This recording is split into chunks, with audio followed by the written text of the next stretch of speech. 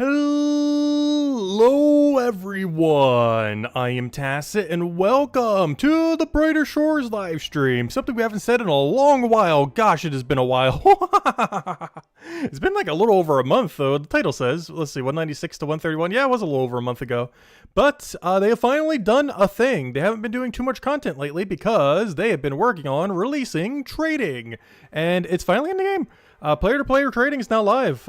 Something that should have been out on day one that then got delayed for a couple months, that then got delayed by exactly, how many days was it again? 231 days. But it's finally in now, like 7 months later, or almost 8 months at that point.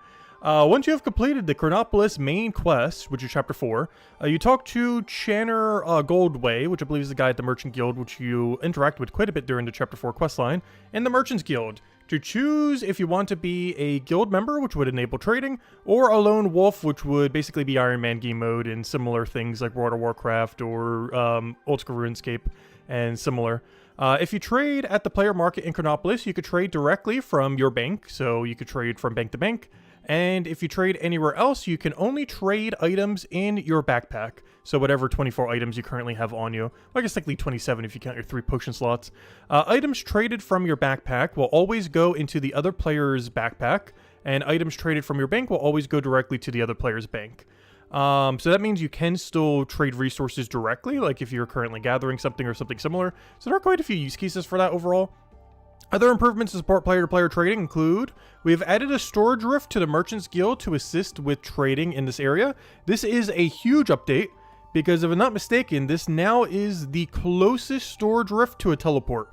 Not only do you not have to go through a combat room, but I believe it is the least amount of tiles towards a storage rift. So this is now the storage rift to go to for both all players now, because I'm pretty sure it is the best way to bank in the game now. Hopefully we'll get some method that's even better than this, but this is now the new current best banking method if you're going from a teleport to a teleport. So very nice. So that affects lone wolves as well, not just main accounts. And we have changed the price displayed on item info cards to be the mid price as opposed to the high price. The low price is how much a shop will pay for the item. The high price is how much a shop will charge for the item. And the mid price is the average of the low price and the high price. And as such is the recommended price for player-to-player trading. I highly doubt that's going to be the case. Almost every single player who enables trading will be selling stuff at higher than how much it costs to buy it from a shop, as it's just more efficient that way. I don't really see any situation where that would not be the case once trading is like fully implemented. Like it technically is now, but you know, there's like almost no player base for the trading. I think there's like, what, 300 people on right now? Actually, let me go check. Let me go check Steam literally right now on my end. Let's see. Brighter Shores is at 329 players. But hey, we've still been keeping up with the dailies. Still been keeping up with the dailies every day. But anyways, hello everyone, by the way. Hello, yeah. Hello, Stacy. Hello, Tyrion. Hello, everyone else. Hello, everyone watching after the fact who might be stopping by. Yes, or Brighter Shores still exists. It's still out there. They're getting there slowly. Look, they actually added multiplayer raids and dungeons to their early access thing. Before, this wasn't something that was here, so yeah, they're still planning on it. And if they're actually going in order here, that seems like party system and then dungeons are next. That's kind of interesting. Because player-to-player combat was supposed to be, I think, like right after Stonewall Hill. So if this is actually the order that they're going to be implementing in, that's kind of nice, because you would need a party system to be able to do multiplayer raids and dungeons anyways. And then you have that. The only thing we don't really know is, will lone wolves be able to partake in it? Or will there be restricted? Or can you only go with other lone wolves? We don't currently know. It's a big issue that we have with guild member or lone wolf as far as decision, because we don't really know a lot of the specifics that's going to be happening. For example, there's a lot of items you can't trade. The most notable one you can't trade at the moment is 4-star equipment. You cannot trade any 4-star equipment. You can trade 3-star equipment and then fuse it into 4-star equipment, but you currently cannot trade 4-star equipment itself as a guild member. So, of course, that's like the main stuff you need, like 4-star equipment. And if you can't trade 4-star, does that mean you can't trade 5-star? Because 5-star equipment is going to be like the equipment to go for later in the game once raids and everything else comes out, or whatever content ends up adding, you know, 5-star in the future. Because if 4-star is not tradable, that means 5-star is probably also not tradable. So what are you really trading then? Just 3-star crafting material, I guess? And, you know, just like random resource mats? So I've actually been considering it. I've waffled on this a lot, on if we should enable trading or not. Initially, I wasn't going to, then for the longest time I was. I think I have finally made the decision that we're not going to. After maxing Hardcore Ironman and Old School RuneScape, I don't know, just the fact of playing self-sufficiently just seems nice. And I know they're not going to go down the path of what RuneScape 3 did, or World of Warcraft did, potentially. But if they were to, yeah, the fact that there's bonds and other similar mechanics like that in those two games just makes it so I kind of just don't ever want to deal with that mechanic, ever. So to do that, we are probably going Lone Wolf. And of course, we've still been AFKing. We still have the goal of like what we had months ago, by the way. I am still trying to get 250 all, or to some degree 300 all. But I'm still working on like weapon crafting, stuff like that. So when they finally do the combat rework, we're just good to go to do combat for like several hundred hours without needing to worry about doing any skilling. That's still basically the main goal right now. So getting, you know, like wood cutting up, carpenter up, mining, bone right, smithing. Especially for a lone wolf, we need all of them now. Not just smithing. You got to get this stonemason and bone right now. So yeah, that's kind of what we've been working on lately for some of the AFKs. That and bone right is always profitable as an AFK, other than when you're making cement. But cement is for Chapter 5, so I'm perfectly fine doing that. Actually, let me go check the cement stacks right now. We do have a decent amount of cement now from all of the AFK that we've been doing. But let me go double check. But yeah, I've still been keeping up with dailies for this game. Still been curious the direction that it goes in. Haven't been like power grinding, but that's what today is for. Mostly on the other two accounts, so I don't think I'm going to do too much on the main account. But here's what our cement stacks are looking like right now.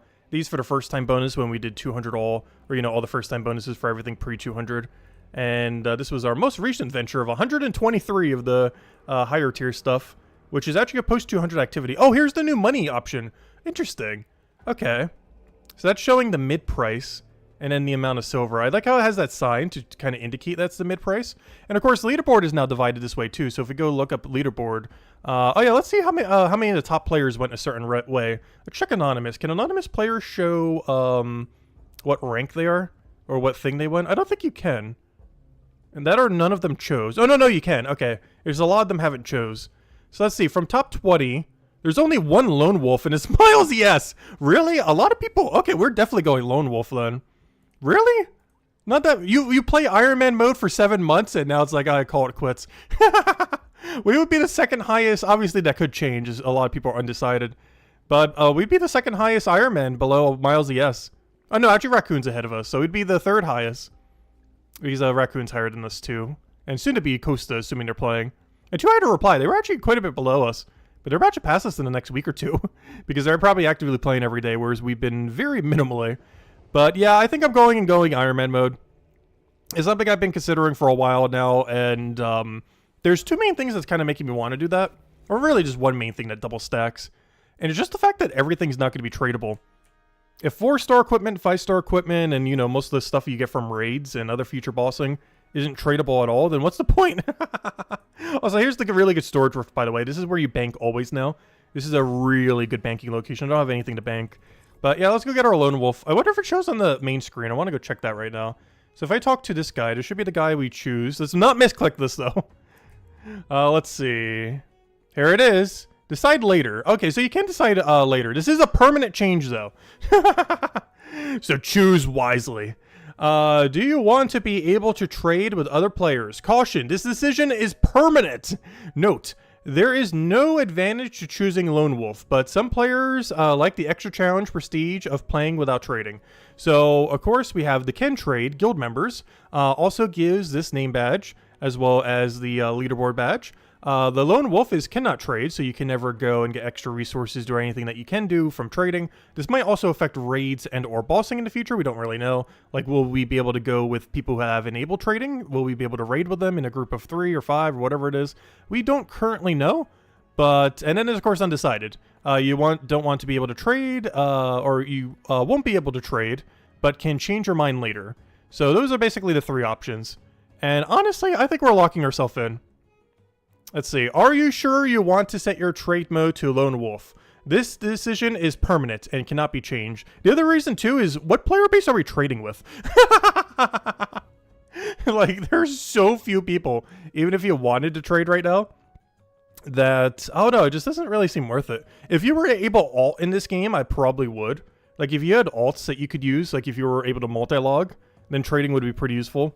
But without multi-logging, which is currently against game rules, it's a lot less useful.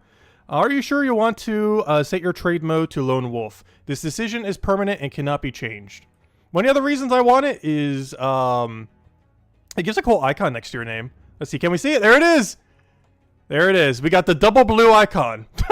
Actually, I don't want to join the Merchants Guild. I see myself something of a lone wolf. Wait, what? You took the trouble to collect the merchandise, yet you don't even want to join a prestigious organization? What can I say? I enjoy a challenge. There we go. Now add hardcore lone wolf. Once they have like a substantial amount of bossing, just make every lone wolf into a hardcore lone wolf until everyone dies. Hopefully they'll do that in the future. Dude, that's the main game mode I want to play. And if we have enabled trading, we wouldn't be able to do that in the future. Let's make hardcore main mode, which would also be fun. But anyways, yeah, I think that's all we're doing on our main right now. I do want to go do a bunch of stuff on the other two accounts because I got a bunch of questing I've been putting off, and I figured I'd save it for the stream because why not? It's not really stuff that they needed to get done, but it's stuff that I wanted to wait until, you know, the stream as well, just to kind of see how early game questing is. Because, of course, we always do it on our main account, and our main account just absolutely obliterates everything. So it's nice to kind of see it at a little bit more of a scaled level range. Though even at that, I think my two old accounts are still a little bit over-leveled, at least for Chapter 1, when it comes to those kind of quests. But hopefully once we get to some of the deeper quests, which they're slowly working on again, they haven't for the last month added any new quests, but now that they've added trading, that should be a little bit more higher on their priority list as far as things that they're going to be doing in the near future. And because they haven't touched a single Chapter 2 quest yet. They did a bunch for Chapter 1, but they haven't done anything beyond Chapter 1 yet, but that should probably be their focus now. But now we are officially forever an Iron Man on this game. We did it for 7 months. What's another 7 years? Anyways, we'll let him do his thing. Does it show on the main screen as well that we are now a lone wolf? Yes, it is. There it is. Trade mode, lone wolf. Now the question is, do we make both of these lone wolves? Honestly, I think the answer is also yes. And just go triple Iron Man, one for every single class. Okay, so let's go do everything we need to go do on our middle account, our Guardian. So he's currently AFK Cane Bone, right? Not for that long because I just checked him this morning. Alright, let's go have him do his daily real quick and then go do his one and only objective, which is, I believe, the Herbalist Hurdle. Unfortunately, he does not have the requirement for Branolf, though the other account does. I think we could actually try doing that this stream, because I believe I could just do one straight into the other. I just have to go train Alchemy for like an hour. But I believe we could do both Herbalist Hurdle and Branolf on the other account. Unfortunately, this account can only do Herbalist Hurdle, and neither of them can do Fisherman because they don't have the fishing requirement, or the Forager requirement, or any requirement. But this one could do Herbalist Hurdle, and the other one could do Herbalist Hurdle, and then 1 hour of Alchemy grind into the Branolf Inheritance. Because I believe that quest brings us straight to 47 from 46. And then we would only have to grind, like, you know, 3 levels. It shouldn't take more than, like, an hour. The question is, though, do I have enough money on the other account to go do that? Because that thing is always at 0. One thing I've actually been considering with that, too, if I do make these 2 accounts Iron Man, or Lone Wolves, which I am considering as well, is if we were to happen to hypothetically make them Lone Wolf, which I'm still not sure. I'm going to probably keep them undecided in case I do enable trading on them. But if I was to hypothetically make them Lone Wolf, they are going to need both, you know, all 3 of these as well. So just going all in on one wouldn't be all we would need. We would need more than that. Oh yeah, let me go start Herbalist Hurdle right now. I believe you start it right over here. Start getting this quest done. This is the one where you have to go do the cats and everything. But let's go do Herbalist Hurdle. I believe it's right in this room. He hasn't even entered it yet. Yep, there it is. Not going to bother reading it as we already went over it pretty extensively when it launched. But we'll go get it done real quick. Alright, we got the list from Ebsworth. I believe we're just bringing this to him. He goes and... Do I need to read it? No. It just gives you more lore if you want to. But, yeah, we bring this to Ebsworth. You then have 2 little puzzles you have to do. One that's in the Warrens area. Or not the Warrens. The Forager's Warehouse. And then the other one that's in Branolf's Garden. Which hopefully at some point they'll add a connection from Branolf's Garden to the other area as well. Let me go talk to Ebsworth. Blah, blah, blah. I come for the quests. I've got a letter for... Oh, yeah. It feels weird not having Quest Helper. I actually started a new Old School RuneScape account just to try a main for once, which is so much easier than Iron Man game mode. This is one of the other reasons why I actually wanted to make this Iron Man. Because after playing a main account in Old School RuneScape, it reminded me just how free it is to play normal game mode. And if power creep ever hits that hard in this game, gosh, this is just so easy to just do the entire game at that point. But that's one of the other things that kind of factored into me actually doing Lone Wolf with this. Let me go get the 2 things now, and then we return back to him with both the 2 items. But I've been doing that in a bunch of questing, and it's throwing me off because there's not a blue arrow telling me everywhere to go. I'm like looking at this dialogue box, it's like, wait, none of these are highlighted. What am I supposed to click? I actually have to read. But yeah, it feels weird not having quest helper. Yeah, let me go talk to, what's her name? It also feels weird because I haven't done every single quest in this game like a billion times. This is only the second time we're doing this quest. Whereas in something like Old School RuneScape, I've done each one 1.5 billion times. Oh wait, do I have to get a key from someone? Wait.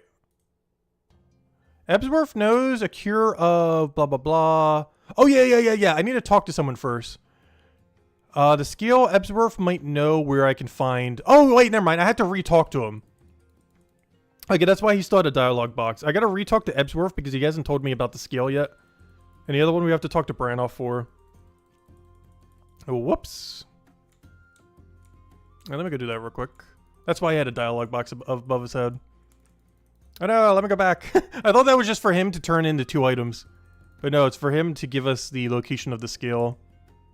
Because our character still doesn't know even though we know. Where can I find a siren skill? Right, let me go do it for the other one too. Where can I find a lunar fruit? That's it. Alright, we're out of here. Alright, now we have the info.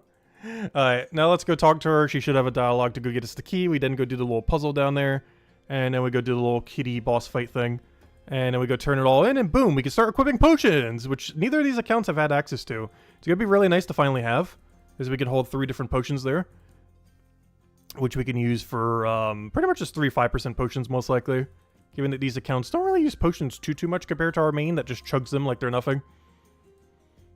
Alright, yes, what's behind the door? Siren skill, blah blah blah. Blah blah blah. She has no stock, the previous people used to have it.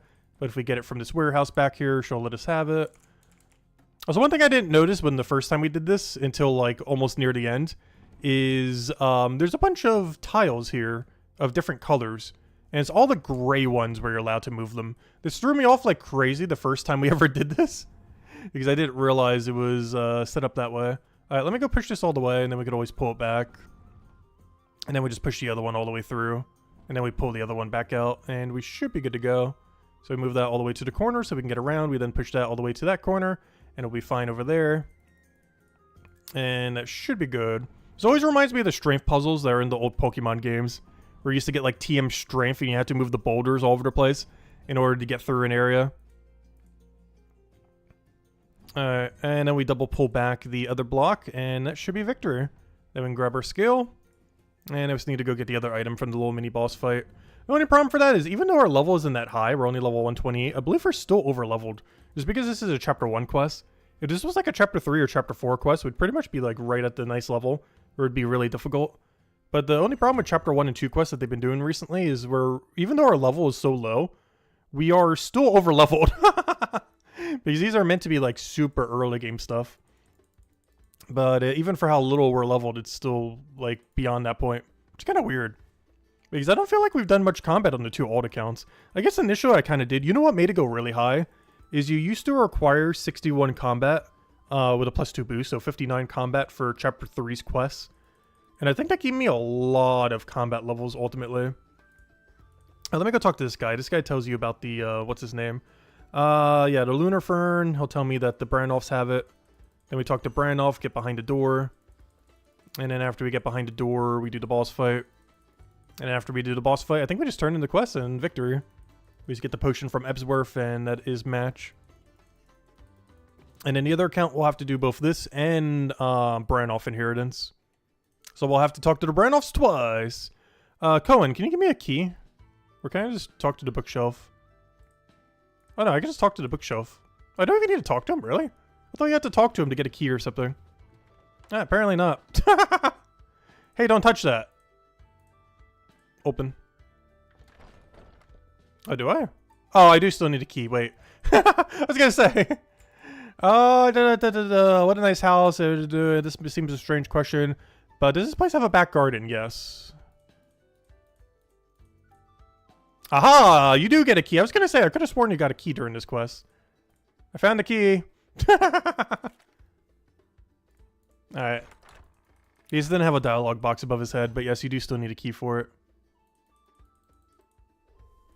Alright, boss fight time.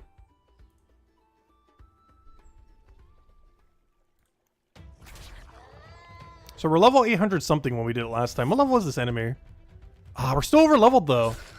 Alright, just to make it fair, we'll punch it to death.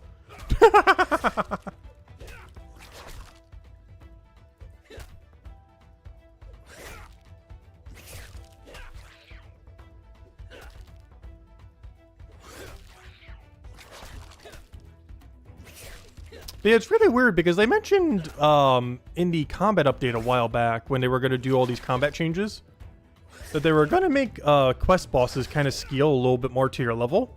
I'm not sure whatever happened with that because I have not seen that occur ever. Like when we did on our main account, this was still level 66. When we did on a lower level account, this was still level 66. Now let's use a natural weapon. There's no way we fail this. Their guy just complete pushovers. Given how much damage we have. Also, no multi-combat in this game, so at least moments like this are a little awkward.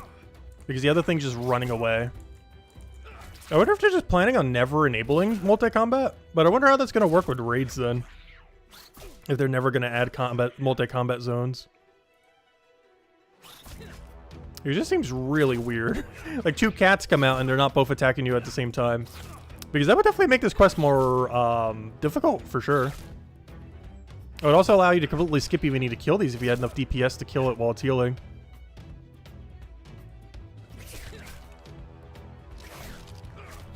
Which reminds me of Scurious from Old School RuneScape, but in reverse. Because it always goes to a cheese pile to go heal. Except this is a cat that goes to a rat pile to go heal.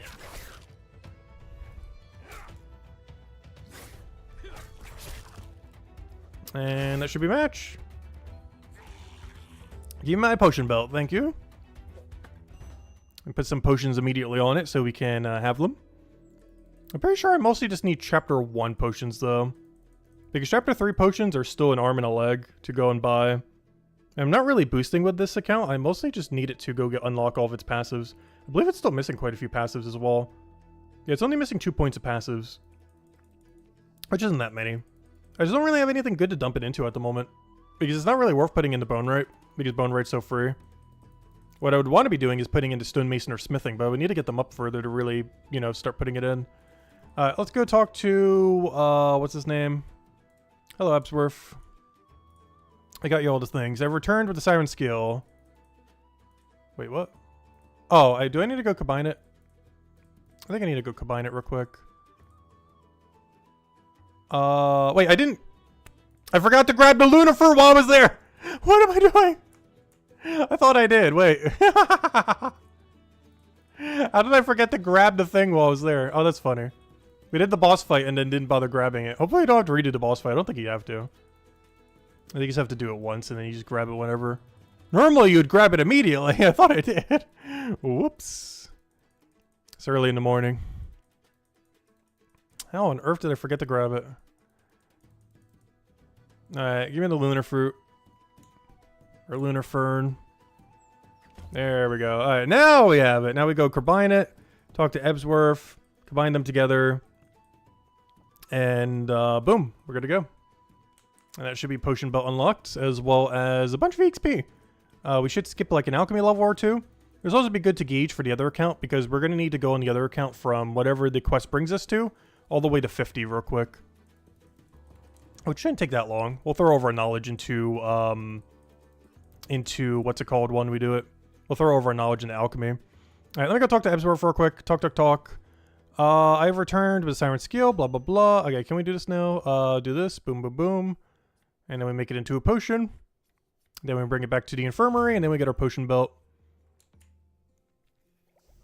And that should be quest completed. Pretty nice short one. Most quests in this game are towards the shorter end. They're probably going to be doing some behemoth of quests later down the line.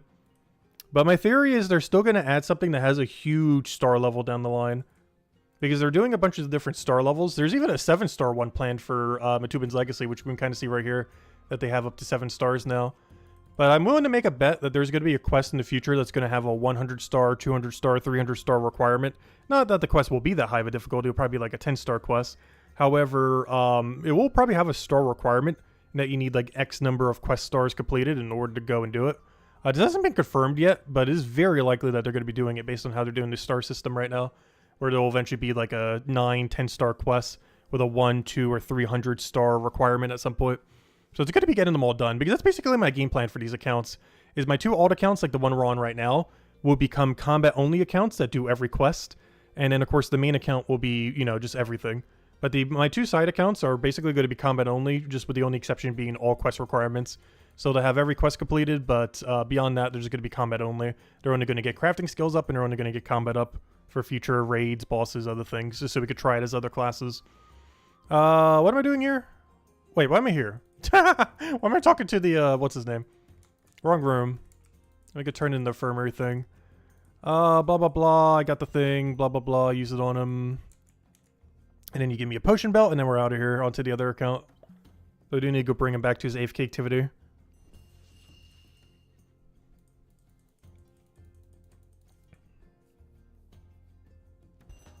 Alright, we're good to go. Talk to you, get the potion belt, get a big XP drop. Double check how high we get on alchemy, because that's going to determine how much we need to go grind it. I didn't realize the other guy just runs out the room. Okay, brings you to only 1 level. Okay, that's what I thought. But yeah, it gives you 1 level worth of XP for alchemy. That's not bad. We can work with that. Oh, we got a forager level as well. Not really as needed. Oh, we can AFK alchemy now if we wanted to. So I could actually AFK this account to 50 for burn off later if I needed to. I'm not going to do that with the other account. I'm just going to manually train it while we're on right now. But for this account, I could just AFK it there. Alright, that's nice. Yeah, there's our potion belt now. Alright, let's go get him some potions and then go bring him to his AFK activity. Probably just going to get some 5% for this chapter, 5% for next chapter, because we're going to have a billion quests to start doing with that in the next month or 2. They're probably going to be adding like 2-3 different quests for chapter 2 soon. So I'm going to need some 5% for those as well. And then I guess I'll go a little bit of 5% into, I don't know. It's either Chronopolis or Mines of Bitumen. The problem with Mines of Bitumen is it costs an arm and a leg to go and buy from this place. Let me just grab like, oh, just a handful for now. Grab a couple of you, grab a couple of you. And, I don't know, I guess I'll go for like 10. They're really expensive, but they're ultimately worth it as long as you're only using them on knowledge points. I'll grab a few. Alright, and then we just move them all to potion belt, move the potion belt, move the potion belt, move the potion belt, and we go bring him over to chapter 3 to go AFK whatever he was last doing. Which I believe was the prediction things. Yeah, divination. So I'll just bring him over to divination then. I do at some point somewhat soon need to go get him 4 points, but that's a later issue. But I do need to get him 4 knowledge points later. But that is an issue we are not dealing with today. Oh no! I forgot to go take the daily. Wait. I was there oh. Though in all fairness, I never actually walked past it. So we were never actually near it. But yeah, let me go do that real quick. I didn't bother doing his fishing daily. I'm still doing it really low on, trying to get them to 73. Not sure if it's really worth it, but it's just such a quick daily to do that it's normally the one I've been defaulting to for both of them. It's just right next to, they're both right next to each other, so you don't have to go a mile away. Like, if you do any other 2, you're going to have to walk a billion miles to go do it. It's by far just the simplest daily to do. Plus, if I ever get them to 73, you only have to do it once per day rather than twice. Though, honestly, I basically do this only once per day. Because I check it around the same time I do on my main account that only needs to check it once per day. So even though you could check this twice, I'm only really checking it once. Hey, better than none. Oh no, it's just the simplest one to do because they're both right on top of each other. Plus you can get rid of all the supplies for it really quickly just by selling it to the shop because they're not really worth keeping. If they were a post 200 fish, I probably would. But pre 200, you really don't need these. Like, I think we're already past the level you even need to do them. Or is it the one coming up? I don't even know. Because it might be that 45 one. I don't remember. But regardless, they're just not really that needed. Because all of them except the one at like 190 something and above is when Lobster Terminae or whatever it's called actually becomes good. For whatever reason, all of the lower level lobsters are actually not that good to cook. Even if you had all the supplies banked. Like, they don't start getting good for some reason, XP rate wise, until 184. 184 is the first lobster dish that is worth making. Every lobster dish beforehand is actually not worth it relative to everything around it. Because it requires too many steps relative to how little XP it gives you in return. But for whatever reason, at the higher level range, they reward you for the extra steps more compared to the lower level range. Not sure why it's like that, but it is like that currently. But yeah, that one at 184 is the first lobster dish worth making. Every other one, you just sell the lobster. I guess you could still be doing them for profit, but the profit margin on the lower ones are just so low. Alright, one down, one to go. Technically 2 down because the main account already has it done, of course. like ages ago, literally the day the quest came out. Alright, let me go bench him. But I'm still leaving this guy with no trading. I'm going to leave that's going to be the compromise. I made our main account Lone Wolf, but I'm going to keep the other two kind of up in the air on if we enable or not enable trading. I'm probably going to make them Lone Wolf too, but it's still up in the air on what we're doing with them. So I'm not going to commit to them yet. But we will keep our main as Lone Wolf, of course. Well, we kind of have to now. It's locked in now. Alright, so this one is AFK Detective. I'm trying to get them to 83 Detective so they can get every shortcut. And once they both have every shortcut, we can start doing Merchant properly. The main reason I haven't touched Merchant is I'm waiting on them to get 83 Detective. And I've been almost purely AFKing it since raid dens have been nerfed into the ground.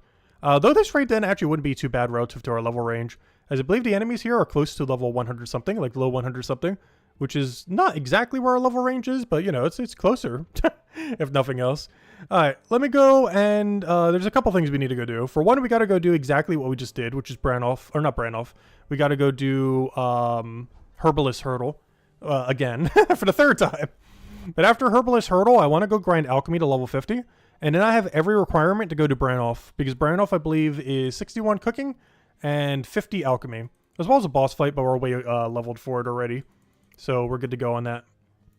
And, of course, to go grab our daily lobster thingy while we're in the area. This one's a lot closer to having the requirement for the other quest, though. I believe the other quest is 66 fishing and 63 forager. The problem with that is getting forager up. There is no way I'm getting 20 forager levels today. However, getting 3 more alchemy levels is very doable, so we will do that. But getting something like 20 forager levels is 100% not happening today. Even if I spent the rest of the day doing it, I would barely make it. So we're just going to go for the easier one, which is 3 alchemy levels for Branolf, since this quest brings us to 47. Alright, well, we just did this, so round 2 or 3, however you want to look at it. Alright, I have a letter from Neve, blah, blah, blah. Okay, let's remember to actually talk to him this time. There's one mistake I made on the other run is you have to talk about the skill, and you have to talk about the thing. Because even though we know where it is, our character doesn't know where it is, but there we go. Alright, now we can go get the skill and everything properly on the first time. And like last time where I went all the way there, and it's like, nope, you can't do that. We're sorted now. We also know we need to talk to him beforehand to get the key. You can do it in either order, but it makes sense to talk to him first so you don't have to go back and forth from the door and back. But yeah, one thing I really like about the room system here, even though there's like 0 people playing right now, it still looks active because every single room has like max capacity of everyone in the game. There's one thing that's kind of funny. Even though there's like 300 people on right now, every room still looks crowded. Which is kind of funny. There's one thing I really like about the room system in this game. Is it worked well when there was like 20 or 30,000 people in the game, but it also worked well when there's only like 300.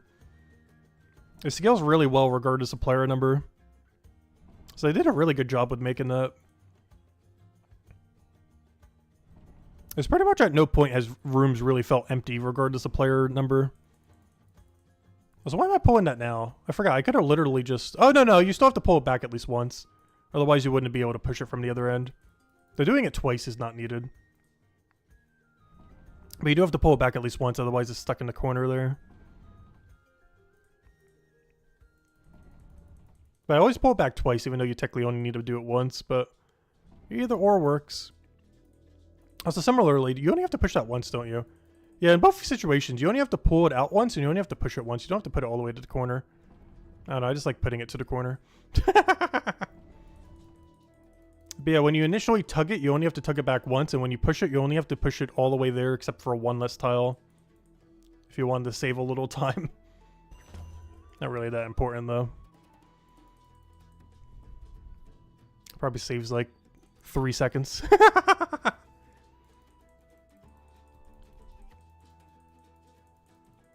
Yeah, let's go do the boss fight, which we'll just obliterate again. I can't wait till we get actually challenging combat in this game, though. It's something we haven't really seen yet. Like, at all. Ever. So I'm curious to see what they're ultimately going to be doing for it once it does come out. And now that officially there is plans on adding a raid before the end of beta as well. Like, before they do 1.0 launch. Which is a good sign, because one concern with that initially was, oh, they're going to release the game with, like, nothing, Like, they're going to have all the combat mechanics in the game, but there's going to be nothing worth killing. But it does look like they are planning on releasing a raid before 1.0. So there will actually be, like, a targeted thing that you could point at being like, oh, this is the thing you're working towards. Like, if you're doing any amount of combat. Like, this is, like, the end game currently that you'd be aiming towards. Because right now, it doesn't really have that at the moment. Honestly, for most content in the game, it doesn't really have that. Like, no real true end goal unless you just want to collect 500 capes. But once there's a raid, it's like, okay, yeah, just go get all the requirements you need for this raid.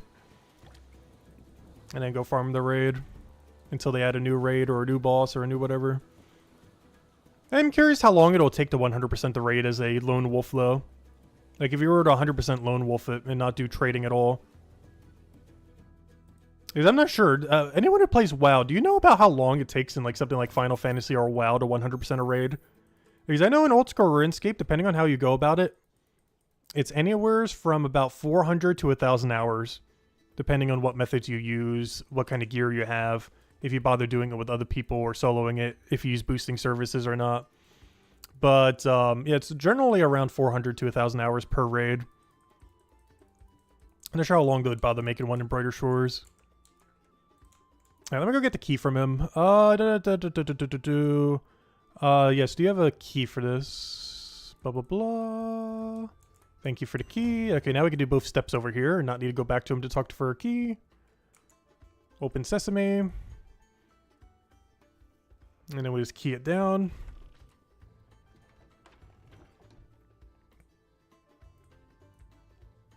And now we go obliterate the kitty. Sorry, kitty. You should just let us grab the fern.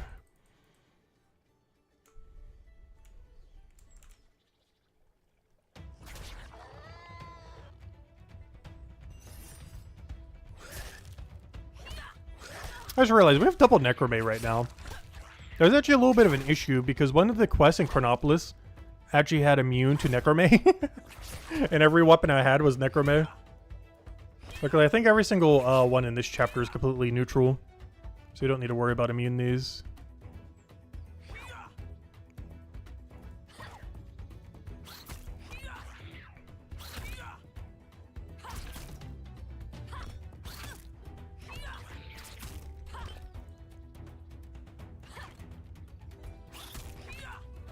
I wonder if you could kill these two quick enough that this thing doesn't even fully heal. There's some kind of weird system in this game where there's like a minimum hit to kill something down though. Like even if you have like 1 billion damage above something, you'll still take X number of hits to actually kill it. Which is probably what this thing is scaled off of. To make sure that it always full heals.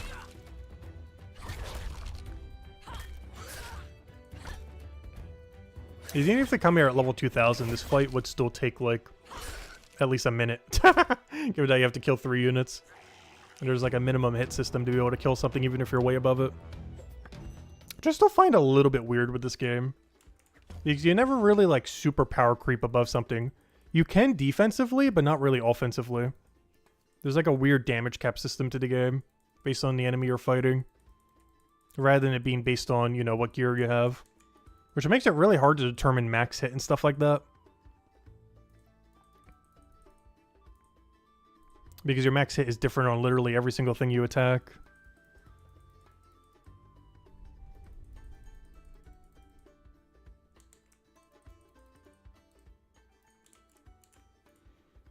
Alright, I have returned for the Lunar Fruit. Alright, now that we did this, I need to go get 3 more alchemy levels. As this will bring us to level 47. And we need 50 for Branolf Inheritance. And then we'll go do Branolf Inheritance. Branolf Inheritance is an extra reward, isn't as useful these days though. Because before it gave more untuned storage, but now it just gives you more storage. And on my 2 alts, I have so much storage right now. But all the Branolf does is unlock all these lock slots that are there. It's still nice, but it's less of an impact compared to what it was before. It's still good though. The main thing I actually really need it for is I believe it gives you like half of a gold. And this account is so poor that half of a gold nearly doubles our money. So if anything, I almost need it for the money. And also it's because the EXP. We're going to need it anyways in the long term. Wait, let me use the potion on him. Oh, come on. There we go. Then it'll run out. We get potion belt. I'll go set up a bunch of potions like I did on the other account. Actually, I think I have quite a few in my bank as well that I could just equip. I can't remember if it was this account or the other account, but I actually already have a lot of mining potions already made on one of them. Maybe not a lot, but like a few dozen. I think this account has none because I used them all to try to get stonemason up. Alright, there we go. 47 alchemy. And potion belt unlocked. Nice, nice. As well as a forager level. There's still 1.5 levels short of kelp, unfortunately. I can also technically AFK all the way from 47 to 50, though I will do it manually here. Using healing potions. As they made potent potions quite a bit stronger EXP-wise. So I'll just make a bunch of potents here. Let me just double check. What is our potion stack looking like these days? Yeah, there were some of the healing potions I made earlier. Let's see. Oh, I have Stonewall Hills already made. Already got some Stonewall Hill ready to go. Let me go buy a little bit more than this. This is not the one that has Mine to Matubans done because the other one, because it used it all on Stonemason for this one. That's fine. We'll grab some of these. Grab like 10 for Stonewall Hill like we did with the other guy, even though he already had some banked. And then we'll go equip, and equip. Alright, we're good to go. And now we go dump the rest of our money in trying to get level 50 alchemy. Is there any other potion I could be making? 6% Hope Port potion. I am pretty sure you burn infinite money making that. It's also not even higher XP rate, I don't think. Let me go double check. Hey, Vorpal's here. I'm actually surprised. Vorpal ended up enabling trading. So here's Herbalist Hurdle, which we just ended up doing. 43 and 46. The one that we're working on now is Branolf Inheritance. No, but not Branolf's Chamber. Branolf Inheritance. Yeah, the Branolf Inheritance. There it is. Which is 50 Alchemy and 56 Chef. Oh, I thought it was 61 Chef. Oh. Oh, wait, the other guy is... Wait. Is my other guy... No, my other guy still has only like 30-something Chef. Oh, never mind. This requirement is way easier than I thought. I could have sworn it was 61 Chef. But no, it's only 56. Did they lower this at one point? I could have sworn it's been 61. Alright, the other guy's not that far then. Huh. I don't know, maybe I was just thinking of chicken and leek pie? I don't know. But anyways. Alright, go now. Let's go get the potion. Oh yeah, one other thing that the update did. I believe you could check recipes in your skill guide now. How do you do that? How do you check... Oh, maybe if you click on it. Yeah, view recipe. Here it is. Oh, that is so clean. There we go. Yeah, you don't have to check the thingy anymore. Oh, that is so easy now. But yeah, now if you don't know what you need for a potion, like let's say I wanted this potion, I can see that it requires periwinkle and bowl shell. Nice. Now maybe I'll do one just for the first time bonus. Periwinkle and bowl shell. And then we'll make the rest of the other thing. Alright, trade. I want one periwinkle and a bowl shell. Periwinkle. Bowl shell. Bowl shell? Bowl shell. Wait, is it under S or under B? Might be under S for shell. Yeah, it is. Oh, wow, that's expensive. I'll do it for the one-time bonus. And now we need the other two for the other potion, which just to double check is the venom thing from the bees. Or from the snakes. And then the hair thing. Alright, so that should just be under monster parts for that chapter. Which is Hope Forest. So it should be under H. And there they are, right next to each other. So I need 11 of these. And 11 of these. And then we're good to go. And any knowledge points I get during this time, I'll just dump into alchemy then. I wish I would have had some knowledge points already queued up. Just to make the grind a little quicker, but it's fine. You know what? I'll leave 5% here because I'm about to do the first time bonus. We got potion belt, might as well use it. Went through all the trouble of getting it. Might as well get some value from it. And then we'll first time bonus that potion, get the little bit of extra 5% on it, and then just use the potent potions for the rest. And just work our way up to 50, so we can then go do Branolf. And I'll probably end on Branolf then.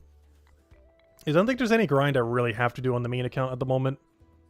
That we'd really need to really go around to. Obviously there's a lot of stuff we have to grind, but a lot of it's like, do this for 50 to 100 hours. and then you'll be like 10% of your goal. That is one thing that has burnt me out a little bit. Like, I know 200 all is basically quote-unquote max, but trying to do the 500 grind at all for any skill just feels so long. The other thing that I hate about it is once you finally reach 500, you no longer get any EXP. And in a number go up game, it just seems weird that you eventually hit a cap on how much EXP you could ever get. It still throws me off the concept of ever getting a 500 in this game. Like, I will realistically have 300 all before I have a 500. I might even have 400 all before I have a 500. But they end up boasting potent potions when they end up reworking some of the stuff the other month. And in doing so, you should pretty much only ever be making potent potions, which makes Forager more dead than it already was.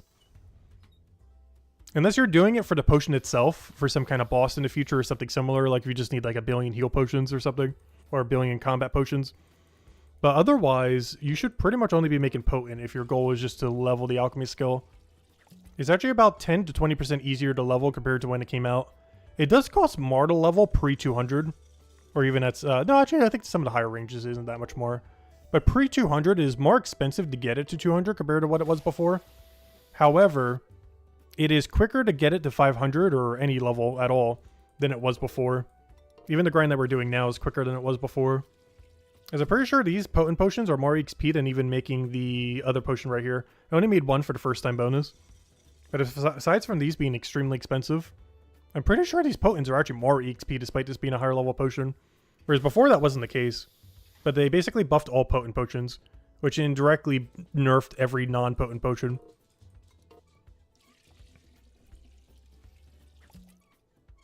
And any knowledge we get, we will be dumping into alchemy, which we should have about 2 or 3 points to go dump it in, and we'll make sure to 5% boost it each time.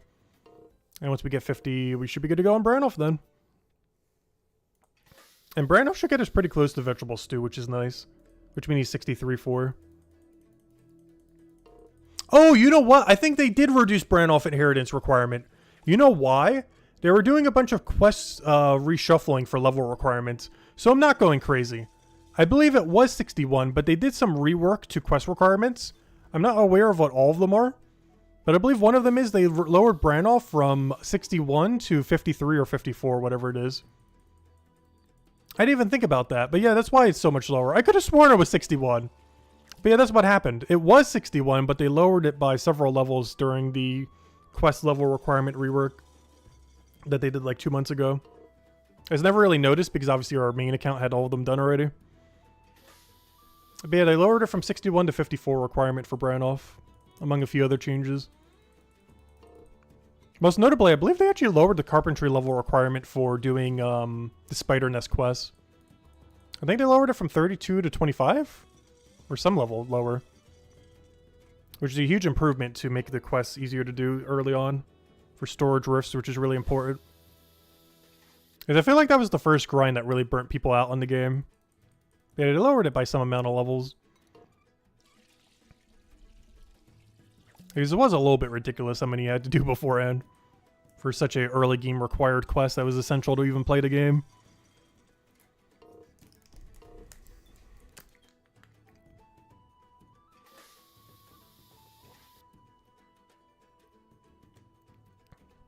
But yeah, this account's kind of unfortunate. It perpetually has no money forever.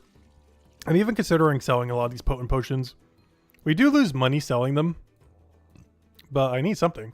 How much are we getting back each?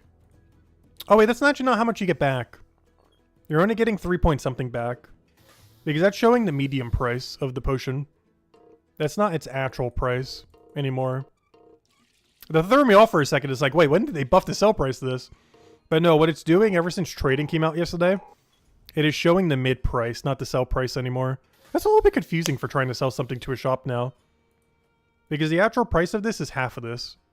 We're getting 3 point... oh, yeah, it is 3.8. Oh, nice. It shows you all the numbers now. Okay, that's cool. I actually like that breakdown. Hold up. Wait, that's actually kind of cool. It shows you the... Let's see if we go back to that menu. But yeah, it shows you the sell price, the mid price, and the price that it's sold for at a shop if a shop sells it. So where did I get that info from? Was it right over here? There it is, yeah. Oh yeah, that's cool. Yeah, that was added yesterday. So it shows you all 3 prices for an item. So for example, this one isn't a shop, so it should show me 3. So it shows us the mid price of the 2. It shows us the low price is what shops pay. And it shows us the high price, which is what shops charge. Which makes sense, because if we go over here, it should be 7.4 for that potion if we were to go check it. If we were to go to here and go to buy, we can see that it is indeed 7.4. And this one doesn't show one because it's not available at any shop currently within the game. But it still shows the low price as well as the mid price hypothetically. Cool. Yeah, there we go. Anyways, deposit. And we got a lot more alchemy to go do. Let's keep burning our money. I don't know, should we go sell all these? I feel like I should. How much money do we get if we sell all this? Because we're probably just going to start selling them. Trade. Sell. Oh no, that's a lot of healing potions though. Oh no, what's the alternative? These are what, 35%? Compared to... I don't know, these just seem so enticing. Well, particularly to 25%. Compared to getting the 30%, it wouldn't be worth it because we're only getting like 3 point something each. But I don't know, getting almost 4 silver back for them still seems kind of nice so we don't burn as much money while trading this. Because I want to make sure we don't run out of money during this grind. It's not that big of a grind, but I want to burn our whole cash stack doing it. The other alternative is we could just do other skilling while trying to get it up as well. We don't have to actually train alchemy to train alchemy. That's not how this game works. You could train anything and train anything. But no, we'll train alchemy directly. It's not that big a deal. If I want to get alchemy up, might as well train alchemy directly. Make it go way quicker. Even if it burns a little money. But it doesn't burn too much. If we go bring that up again. Alchemy. Click refresh. Ever since they buffed potence. Let's see. I know we're still losing quite a bit though. Yeah, we're losing 3.23 per EXP. Which is not ideal. But look at the EXP rate. This was what I was talking about earlier. Notice that this one is higher than the other one. It's because they nerfed all potents in the game. I mean, they buffed all potents. So now the non-potents are nerfed. So this potion that costs more to even make and everything. Oh, the thing's loaded in. But now this potion that before would have been better is now actually worse. And burns even more money. Whereas this isn't that bad. It's actually even less loss than the next potent potion. Even though the next potion is probably worth it for the XP rate. But just not worth it compared to doing the cheaper one here. It's like 50% more XP per hour. Even though we are burning a little bit more per XP. Quite a bit more, but still worth it.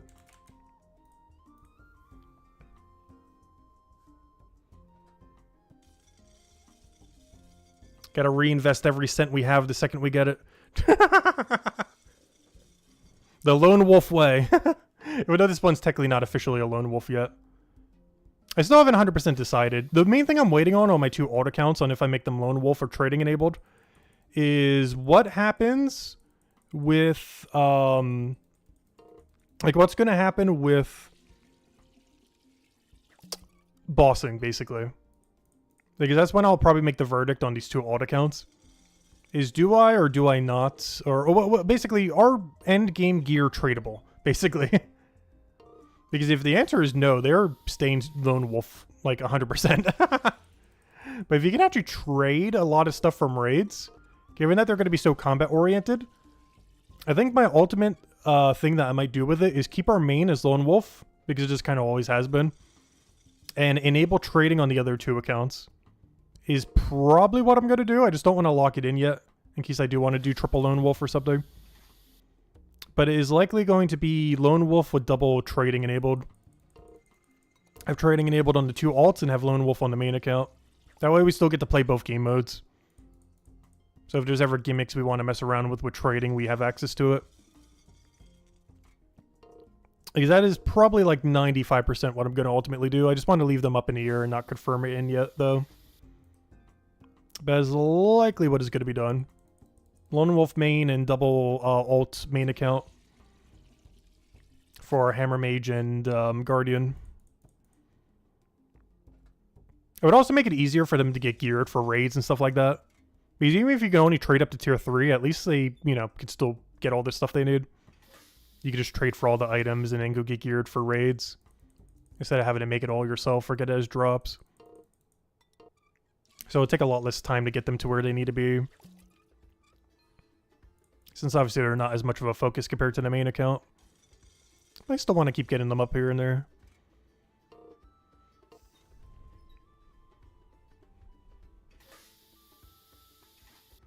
But yeah, that's likely what's going to be done. But we just need to know more about what's going to happen with trading before I 100% confirm it in. Because they didn't really give much info on it on the release. I know they did on some Q&As and stuff like that. But as far as on the actual post itself, there's very little info on like the future of trading. Like how will it affect bossing, how will it affect raids, how will it affect even just the current economy. Like nothing in the patch notes even mentions you can't trade tier 4 items. But I'm pretty sure you can't trade tier 4 items. Which also means you likely won't be able to trade tier 5 either. You might be able to trade the material for tier 5, but actual tier 5, if you can't trade tier 4, is likely not possible. Because I know Albion Online ended up doing that, I believe. Well, technically all of it was tradable. But they basically had like crafting material from bossing and other things that you then combined into the strongest gear in the game. And I wouldn't be surprised if Brighter Shores went down a slightly similar angle. Or maybe the crafting material to make the strongest thing is tradable. But the actual final product isn't tradable. But the material to make the product is. Like the really rare gem that you need off of a boss or a raid or something. To combine it into something. So you'd still need the level to actually craft it, but you would still be able to buy the material from someone. But I don't know, it's still left up in the air because they don't really know yet. We'll find out when it happens. Alright, we've gotten half of an alchemy level. 2.5 to go. This, I believe, is about 3.3 knowledge points per hour. So we will be able to go dump that knowledge in. That's almost a whole level in itself with the 5% boost. As of course we would 5% boost every single one of them. So that's not too bad.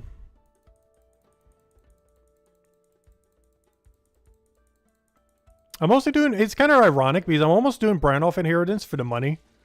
But we're burning all the money to be able to do Branolf Inheritance. So go figure.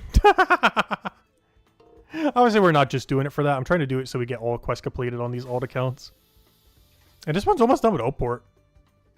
The only thing it really has to do is a really long forager grind. Realistically, by the time it has 66 forager, it should have 63 fishing. Or vice versa, whatever the requirement was. And then we can start focusing on all the new quests that comes out for Chapter 2 in the next month or two. Because that's something I want to do with my alt accounts, is basically catch them up to, you know, all quests. Get them all the new quests done that have been added over recent times. But then also get them done with all the old ones. Which we're almost there. After we do Branolf and this, the only two old ones we'd have to do is Forgotten Things and Battle of Fortune Hold. And Battle of Fortune Hold shouldn't be that hard to go get. Biggest thing holding us back is getting 83 detectives so we can go get the merchant level. I guess you do need 20 leatherworker or 50 leatherworker. But that would come in time just from getting merchant done. It's not really too big a deal. Plus you could AFK that if you really had to all the way up. That'd be way more profitable not doing that. Plus I need the hides anyways for when Chapter 5 comes out. Because they might not have trading enabled by then. I wonder if they're going to force you to have to make a decision from the trading post to be able to get to Chapter 5.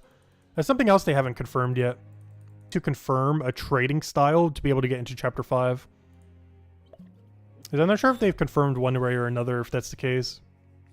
Like if you have to choose Lone Wolf or enable trading before they will let you in Chapter 5 door. We won't really know until the chapter comes out in 10 years from now. But when that chapter comes out in the next several months or sometime later this year or summer or whenever. Yeah, we don't currently know if you actually have to choose one or if you're still allowed to be undecided to go into Chapter 5.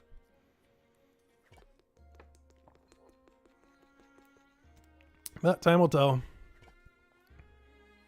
I just wish they would give us more info, though, on it. But they're getting there slowly. Slowly but surely. We're still a good year, 2, 3 years off before they really get a footing, though, it feels like. That's about how long it took them last time, so it makes sense. Before the game, like, fully gets its identity and everything. Because right now, it is still basically just mass skilling. Skilling and questing, and once you finish all quests, it's like, okay, well, time to go get 200 all or 500 all now. Like, there isn't much beyond that. But that's not something that's been keeping me occupied on alt accounts, though, if nothing else. Just focusing on quest requirements, because it feels a lot more rewarding when you're actually working towards something. And these alt accounts actually have something to work towards, unlike the main account. Which at most, the best thing we have to work towards is a 500 cape that I don't even want. They mentioned, too, that they might do cape perks at some point. They still haven't done that yet. That might be the first instance where getting a 500 cape would actually be worth it. I'm not sure what they would really do for a lot of them, though, but we'll find out in time. Also, one thing I want to do if we still have a little bit of time near the end of the stream, I want to go test the new storage rift on the main account. Go find some activity I need to go do where we would normally need to teleport away. And test out the new storage rift. I want to count how many tiles away it is from a teleport. Because it should be the new best storage rift in the entire game. The one that's in Chronopolis Square. Or Chronopolis Merchant Square, or whatever you call that area. The merchant building there. Because the best part about it is you don't have to go through a combat room, unlike the one in Chapter 2 and 4. It's still not the best one. I'm still hoping that Chapter 5 has a better one. But I believe it's the best one currently in the game, if nothing else. The one they added yesterday. Hey, how's the poll doing right now? So for enable trading is at 11%. Stay Lone Wolf is at 56%, and 1/3 is still undecided. So yeah, it's an overall overwhelming amount of Lone Wolf then. Interesting. One thing I find weird though is not that many people have actually confirmed it in. Like if we go check top player here, but sort specifically by Lone Wolf and exclude Anonymous, we are currently ranked 3. The only people higher is Miles ES and Raccoon, which is currently training Bone Right, because I'm AFK in Bone Right, and literally every time I log in, they are training Bone Right.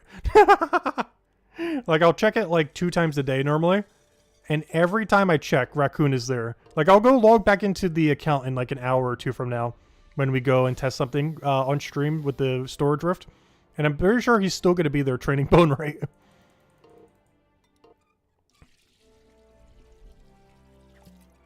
But yeah, we're technically 3rd of anyone who actually opted into it. Even if you count Anonymous, I think we're still 3rd. Because for whatever reason, no Anonymous player actually went Lone Wolf. They all either didn't decide, or they went trading enabled. It was only one day after the feature, so a lot of people probably just waiting for more info to come out and stuff.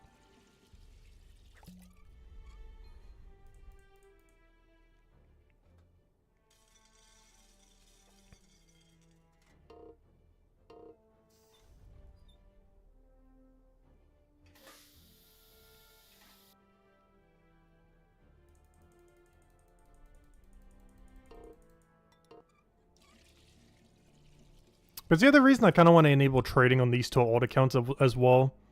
Just so we can kind of experience the whole trading experience and everything. If we ever want to mess around with any feature that utilizes trading. Just so we have access to it.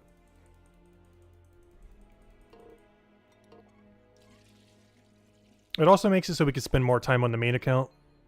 Because obviously having in trading enabled will ultimately save you time in the long run. And more time saved on these accounts is more time we could be spending otherwise on the main.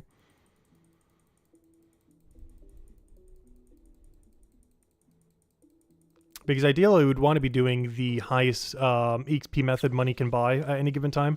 Which we currently are.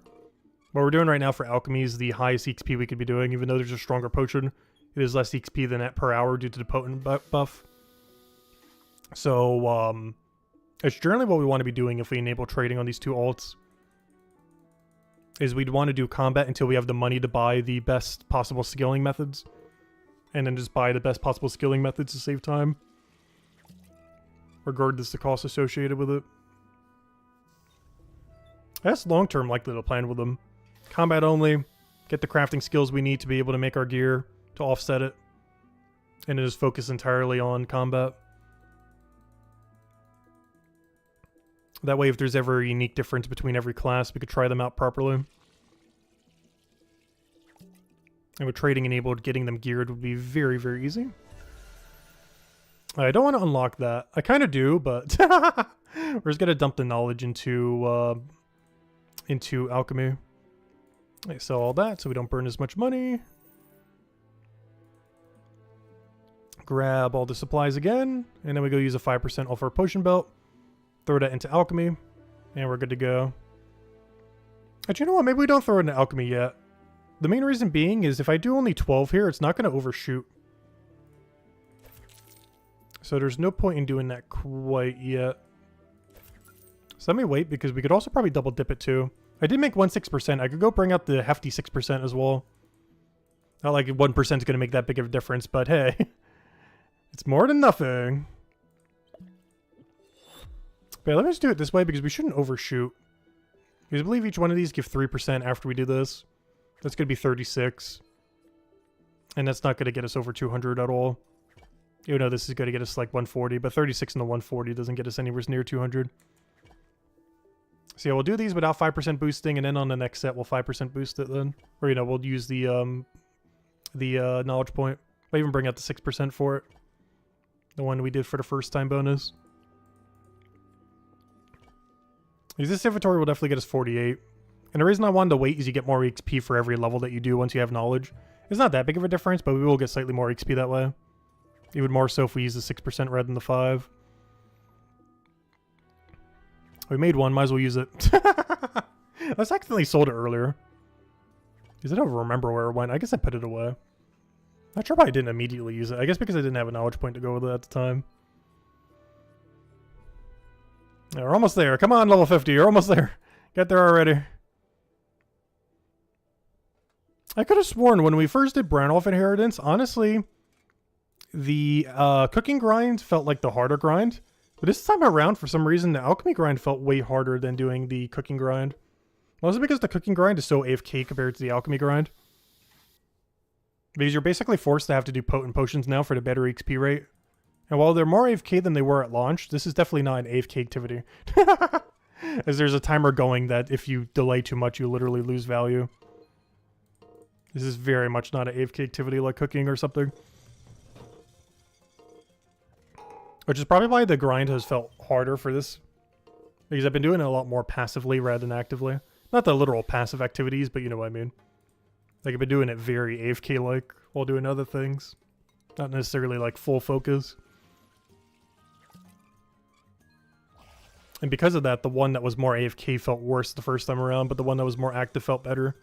But now it's the exact opposite. I think the other reason, too, is you actually used to profit from these potions. You actually lose money now in the current state of game. They're more XP than they were at launch per potion. So you don't have to spend as much time making them. But they actually burn money now rather than profiting. You used to make like 1 silver each on these potions at launch. Now you're losing 2 silver each per potion. But it's like 15% higher XP than it was at launch. But it's still like a 3 silver difference per potion. Given that before you profited and now you're losing.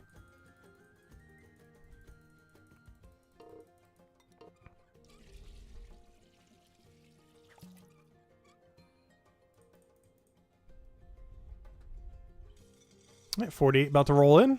Actually, this potion should actually be it as well.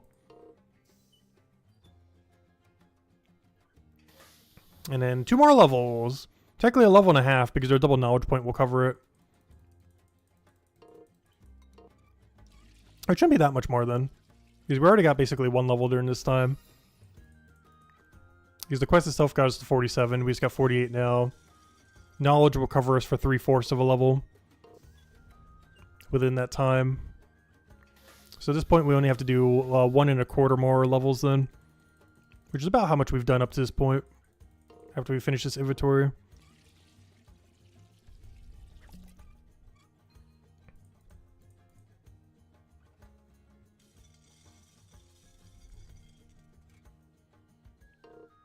Hey, we can even tell too because the wiki says it's like 67k XP per hour. or somewhere's around there.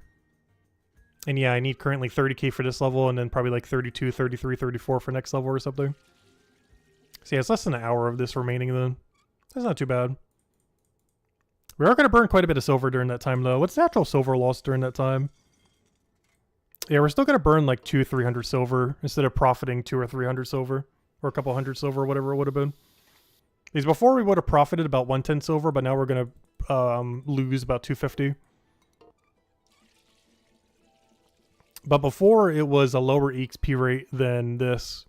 Like, before, its EXP rate was somewhere around, between these two. Like, it was around 60k an hour. But now it's like 20% more EXP per hour. So it kind of balances out.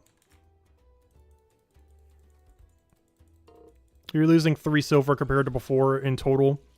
But it's 20% quicker. Hello, Miles. Yes, welcome. Yep, we're streaming Brighter Shores. I see you went Lone Wolf. Yeah, we're right at the top of the leaderboard. I was just checking this earlier. Congrats on rank 1. But yeah, we've still been playing every single day. I just haven't really been streaming it much. Right now, we did Branolf, or not Branolf, we did Herbalist Hurdle for equipable potion on both the two alts. Which I'm considering enabling trading on them. I went Lone Wolf, obviously, on the main, as you can see here. But I'm still considering enabling trading on the two alts. Just so they can get geared better for raids and other stuff down the line. But for now, I'm just leaving them open to either. And just leaving them undecided. But the main account we did go Lone Wolf for. But yeah, how you been doing? But yeah, I do plan to stream this game a lot more once two things happen. Or one or the other. Chapter 5, I will 100% rush 200 all. Assuming I'm not busy around whatever time they finally add Chapter 5. But as long as I'm not busy for like a month when they add Chapter 5, I'm literally just going to grind 200 all Chapter 5 the second it comes out. So I'll be streaming every day when that happens. The other time we would start streaming this every single day is if they do enough combat rework that combat's actually worth doing. Like if we have both the combat rework with special attacks and a raid to go grind, I'd probably go 100% complete the raid on the Lone Wolf main account.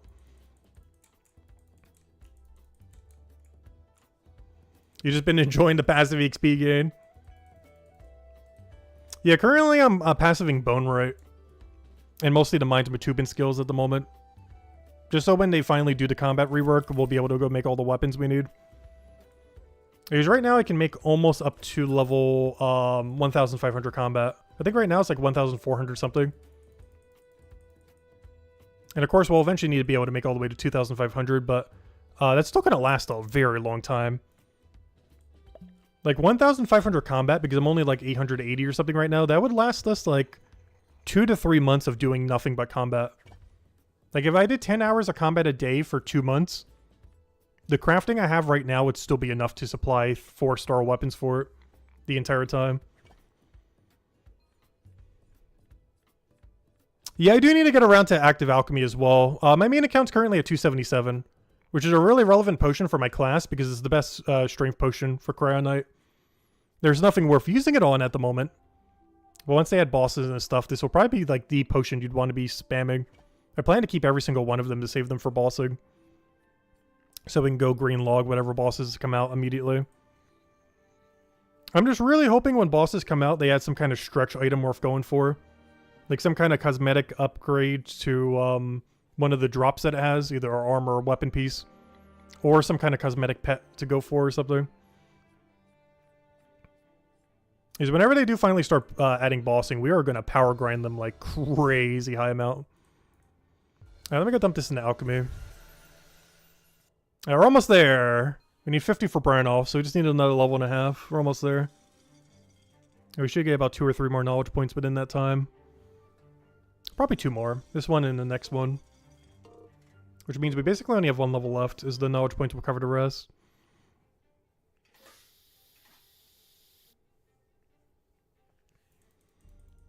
But I haven't really been doing too much active playing beyond just bare minimum dailies lately. For both the main account and the alt accounts. I really need to again though.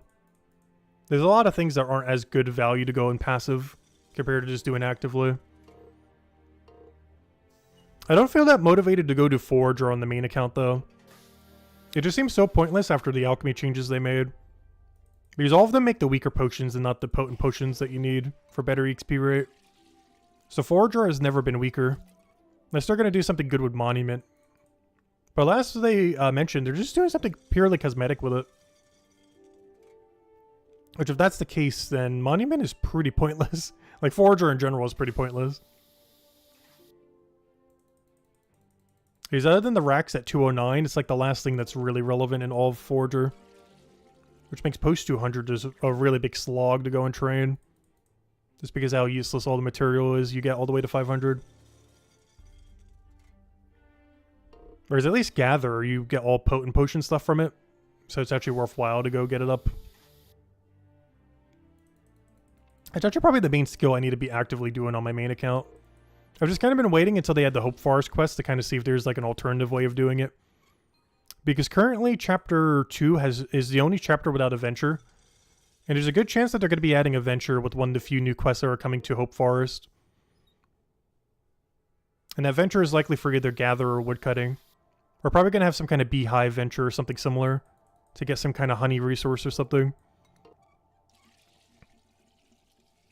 That or we're going to have to construct a beehive with Carpenter or something. We've been getting a lot of teaser images for it from all the weekly posts and everything. And it definitely seems like there's a pretty heavy bee-themed thing. And it's very likely that one of the quests that they're going to be adding will add a venture since it's the only chapter without one. We just don't know what skill they would apply it to. Gather is probably the most likely one. It's one of the reasons I've been kind of hesitant to train Gather. Because what if they make it kind of like Hopeport where there's like a double one that you could do? And there's like 2 beehives that you could check every day right next to each other? Because that's just free max Gather at that point then. Obviously you'd still need to get all the other gathering material that you need for stuff. As far as skipping the in-between levels, you can just use the ventures for that. If they end up doing that. Because that'd be way better than doing fishing. Because the supplies you get from Gather are actually useful. Whereas fishing is very much not the case.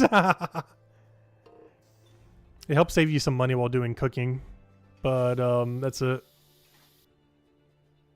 It gets you slightly better XP rates for cooking, and it gets you money saved for cooking. Or more so, better profit margin. Oh yeah, that's something I'll probably be streaming soon too. Old School RuneScape is doing, actually, do I still have it up right here? Oh no, that's not the one I wanted. Where is it? Is that the one? Yeah, I'm still AFK in Castle Wars, by the way. But they're doing the sailing beta on the 26th. And we were still enveloped in Brighter Shores at the time when they did the first beta. So I haven't actually gotten to try sailing yet. So I'm probably going to be streaming that this Friday. Or Saturday. Probably on Friday. But yeah, it's coming out this Friday. And I haven't tried any of the betas yet. And they're finally doing one again. So I'll probably go test that out. Because I want to make sure I don't accidentally die when we go get 99 sailing on the max hardcore. As soon as sailing comes out, I need to go get 99 sailing in that game. So that'll probably be like a month of just grinding that out. I may even stream it all, we'll see. I'll definitely stream some of it when we go on the 99 sailing grind. I'm not sure if I'm doing post 99, but I'm definitely rushing 99 so we can get max keep again. Because I'm not sure how to live without a max keep in that game. It feels so weird not having one.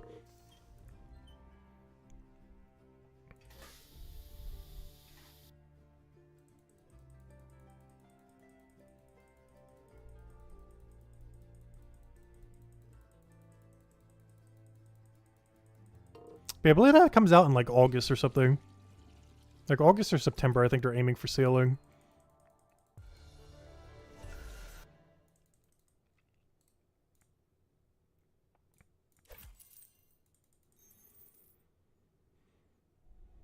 Oh, is that something else that's happening later this year? We did the leaks for Old School RuneScape back in November. Slightly into December. But RuneScape 3 is having it for the first time ever. I have never played RuneScape 3. Or, you know, I did back in the day, back when it was still RuneScape 2. But I've never actually played RuneScape 3 specifically. So I might actually try it when they do leagues later this year. I'm not sure yet. I think they're doing that in like November, December. I just feel like it would be confusing trying to learn that game while also doing all the league mechanics. It's already confusing enough to try to learn the game. Let alone trying to combine the two.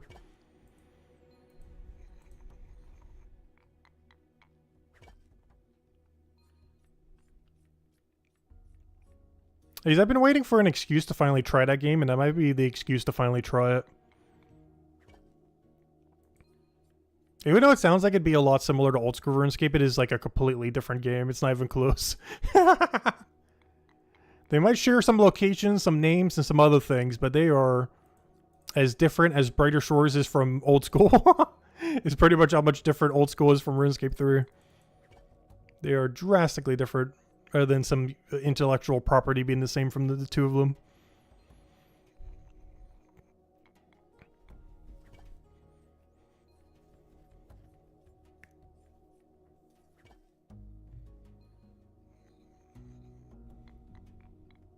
Alright, this should be almost 49. Once we go finish these, it will be. Put that into alchemy. Alright, come on, we're almost there. One level to go after that one comes in. Too bad there's not a boost effect. That's one thing I really wish food would have done, at least. Active boost. There are passive boosts in this game, but there's no active boosting. Like, if I wanted a +1 alchemy boost right now to go do this quest, there's no way to do so. Because the only boosts that are currently available are passive related, not active related. Maybe they'll get added through potions in the future from new content. Maybe cooking will eventually do it. But as it currently stands, there's no way to boost actively. Because that's a nice mechanic to have, so you can skip quest requirements and other similar things. Or not really skip them, but, you know, do them earlier than you otherwise would be able to.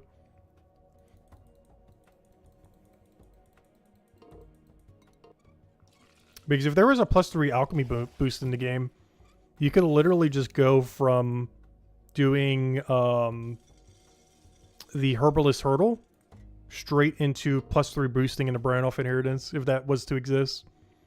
It currently doesn't, but if it was to, that you'd be able to do that. You just +3 boost into it then. And the other game, when he did it last time around, he did up to a 5 boost for every active skill. Which makes sense because he did the same thing for passive skills in Brighter Shores. You can get up to a +5 passive boost in Brighter Shores as well. So he did the same thing, there's just not an active version of it yet. But he did the same thing he did the first time around, where he could boost up to 5 in any non-combat skill. The problem with Brighter Shores right now is just there's no active method for it, so you can't use it to quest skip a lot of times and stuff like that.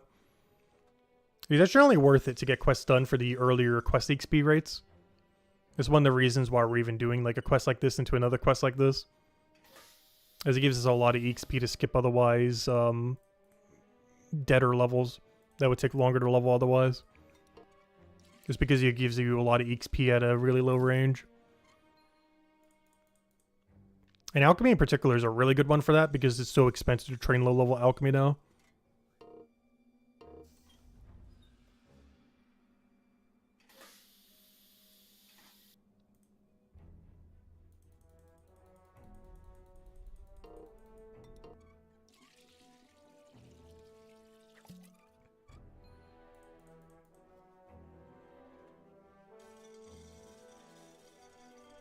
At this point, it seems like it's about 3 more inventories to 50 though. How much more XP do we need? We need another 28.5k. The level up itself is like 7k. So I need like 22-ish k more. And we're getting what per potion? 579 plus the other little bit, which is at least 600. Which is what?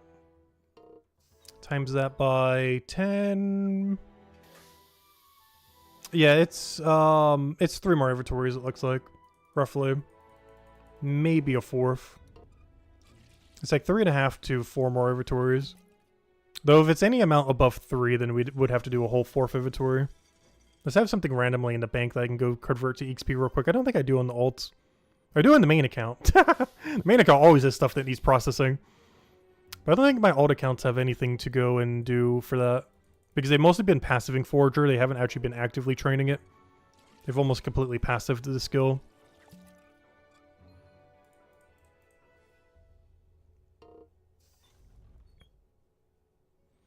I would say we'd have the kelp, but we're not actually at that level yet to go do the kelp heal thing. Because if I had the kelp but not the wall plant, I would just buy the wall plants then. We're a little bit short on Forager to go do that. Otherwise, that would be the plan, but unfortunately we can't. Hey, we got 888. We're still not at level 1000 on these ults yet. I'm actually kind of surprised they haven't gotten there yet. Slowly but surely, though. They're getting up ever so slightly. One thing I'm actually considering doing on them sometime soon, if we're going to keep doing the fishing passive, is to try to get to the 1-day passive at 73. The problem with that is to get to that fishing level, I'd have to train fishing for about 6 to 7 hours. Which I just can't be bothered at the moment. To catch flounders for 6 to 7 hours. Because it basically have to flounder. You know what I would have to do? I would need to go get 47 forager. And 62 fishing. And then I would have to do flounder kelp all the way until 73 fishing. That would take a good 7 hours, especially if we're doing it somewhat more AFK. But it'd be so worth it. Because we'd get so much forager XP towards the final quest in this area. Or at least the current final quest, being fisherman. Missing fisherman. We'd get the fishing requirement for it done as well during that. And we would also get the 1-day venture. While also getting good XP rate for it again, rather than the really bad XP rate we're currently getting. It's kind of worth it. I just need to find a day where I just don't want to do anything. And then do fishing literally all day long. I'm not looking forward to that grind. But basically I have to live in that room for 1 day and we can get it done. And then I can start focusing on other things. Oh yeah, they added new music to the game, by the way. I haven't heard too many of the tracks because I haven't been playing actively that much.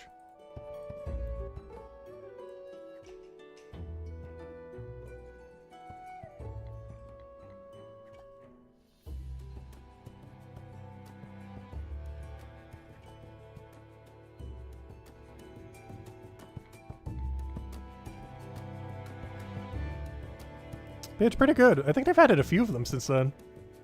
Just so few of them I've actually heard.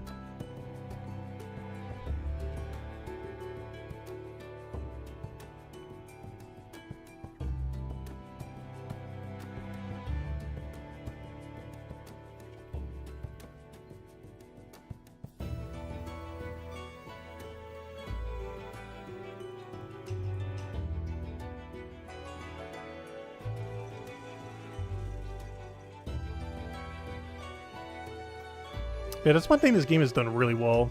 Really good sound design across the board.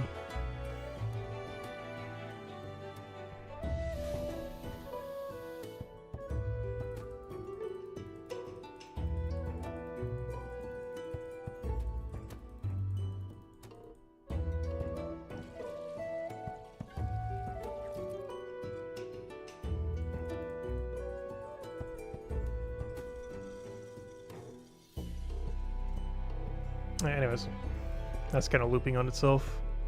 Yeah, it's pretty good though. Yep, wrong one.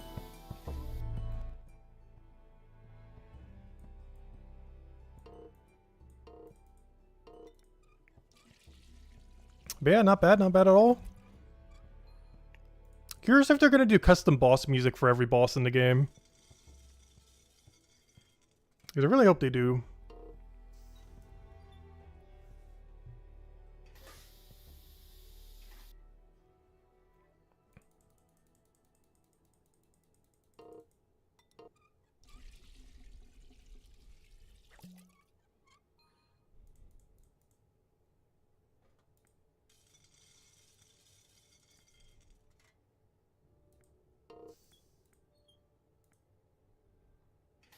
Oh yeah, we have to go, I almost forgot about Branolf. Gosh, we gotta go find like a billion symbols all around, don't we? I forgot that this quest requires so many items. It's a relatively quick quest, but gosh, you have to go fetch like a billion things. It's been so long since I've done Branolf. We did Branolf within like the first few weeks. Actually, most quests we did within the first few weeks. This is the first time we've done it since. All I remember was the cooking grind took forever and a half. But they made it so you don't need as high of a level anymore. They lowered the level requirement by like 7 levels for Branolf cooking level requirement.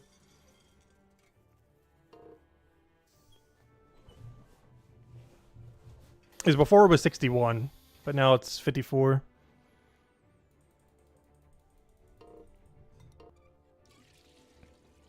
Alright, 2 more inventories, and I think we're done with alchemy then. Then we can do Branolf, and then we can go mess around on the main real quick for whatever we want to go do. The main thing I want to go do is test out the storage rift that's in chapter 4 that they added yesterday with the merchant changes. That storage rift is going to be very useful. Even though we don't have trading enabled, it's, I'm pretty sure, the most consistent storage rift in the game now. As it doesn't go through a combat room, and I haven't bothered tile checking it yet. But I'm pretty sure it is less tiles than any other teleport. 1, 2, 3, 4, 5, 6, 7, 8, 9, 10, 11, 12, 13, 14, 15, 16, 17, 18, 19, 20, 21, 22, 23, 24, 25, 26, 27. I believe that's around, it's like 27 to 28 or so. I believe that's around what Hope Forest was, but you don't have to go through a combat zone. Might be slightly longer though. This was like 1, 2, 3, 4, 5, 6, 7, 8, 9, 10, 11, 12, 13, 14, 15, 16, 17, 18, 19, 20, 21, 20. Yeah, it's like almost 30-ish. So yeah, it does look like it's the best one. Plus you never need to worry about random combat hitting you, ever. Which you have to worry about in both the mining location and the Hope Forest location. So it's by far definitively just the best bank now. I'm still really hoping that Chapter 5 adds an even better one. But it's a good compromise until then. Just using the Chronopolis Square storage rift.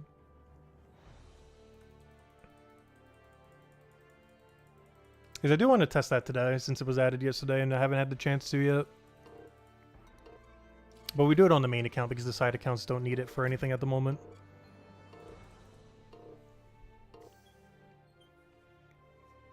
Alright, 2 more inventories. We're almost there. And that knowledge point will almost get us there. It's a little sad because 1 more inventory is not going to get us all the way there. It's going to get us really close, but not all the way.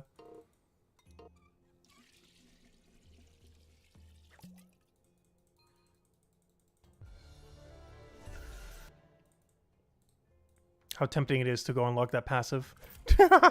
It would take like a whole half a day to go get to that alchemy level though of passiving it.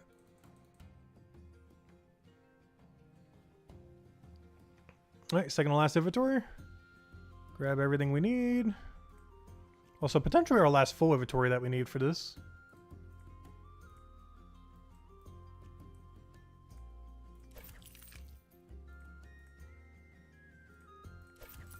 Yeah, there we go.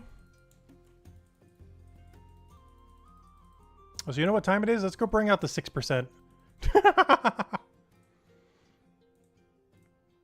We'll bring out the mighty 6%. The one we made for the first time bonus earlier.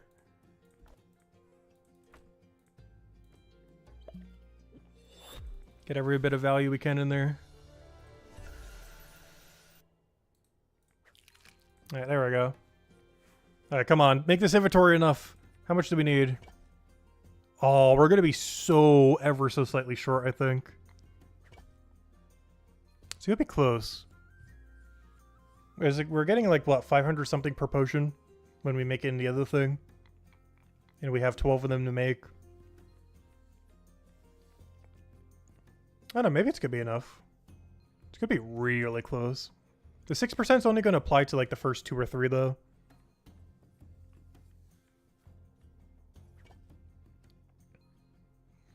Alright, there's something else I want to go check, which I haven't earlier. When it comes to people who are in Mines of Matubin, how many of them enabled or didn't enable trading?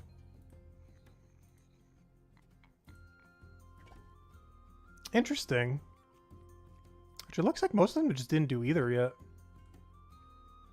Red Bean hasn't decided. 2Tap is the first person who's max to enable trading. So any of you who enable trading, go contact 2Tap if you need stuff. I think Red Bean said he was as well, but he hasn't actually committed to it yet. But 2Tap is the first person maxed in Mines of Matubin, aka able to make all the weapons you would ever need, that has enabled trading.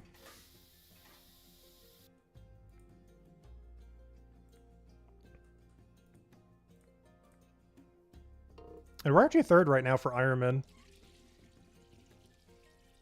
Only behind Raccoon and Costa.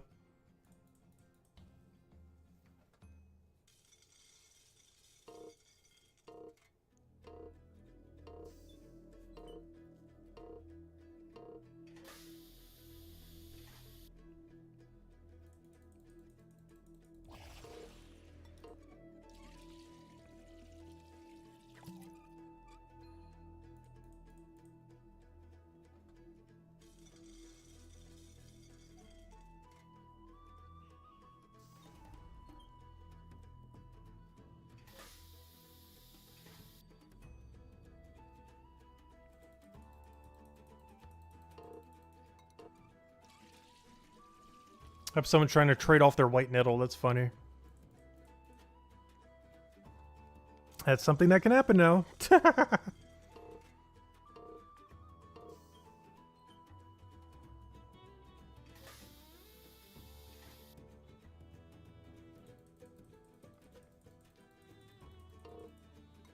How much XP do we still need? How many more potions is that? I don't think we're going to get enough. I'm going to have to come back to make like one potion. We're going to need like 2 or 3 potions to come back for. It's really unfortunate. Because I have 7 more that we can make right now. And it's going to be ever so slightly short. There's like 2 or 3 potions short, it looks like. Very unfortunate. But we'll go just make them real quick. The other alternative is go earn a knowledge point, I guess. There's not really anything else I would really need to grind at the moment for that. Rather save it for a passive. Oh, so this thing is still money locked out of Stonemason, by the way. One thing I'm actually considering with it is go get it like 500 bone right so we could afford 500 Stonemason.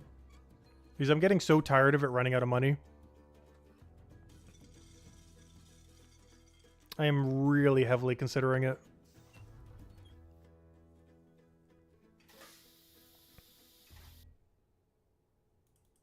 It's going to need it probably anyways for whatever the 7-star Mines of Matubin quest is. We don't know what kind of requirement that's going to be, but it could easily be like a level 100 requirement or something.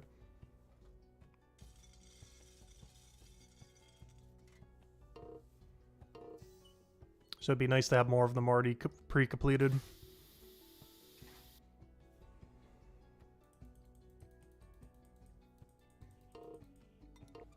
Because so far, no other chapter other than chapter 3 has a 7-star plus planned at the moment. Obviously, that could change in the future, but it's the highest star level confirmed for any chapter at the moment. Is my Matubin 7-star? It's like 3 months probably from getting into the game, maybe even 4 months. But yeah, there's a 7-star planned for it. And I wouldn't be surprised if they're going all the way to 10-star in the future. They just keep adding stars, and it definitely seems like they'll go up to 10. 7 just seems like a weird number to stop at.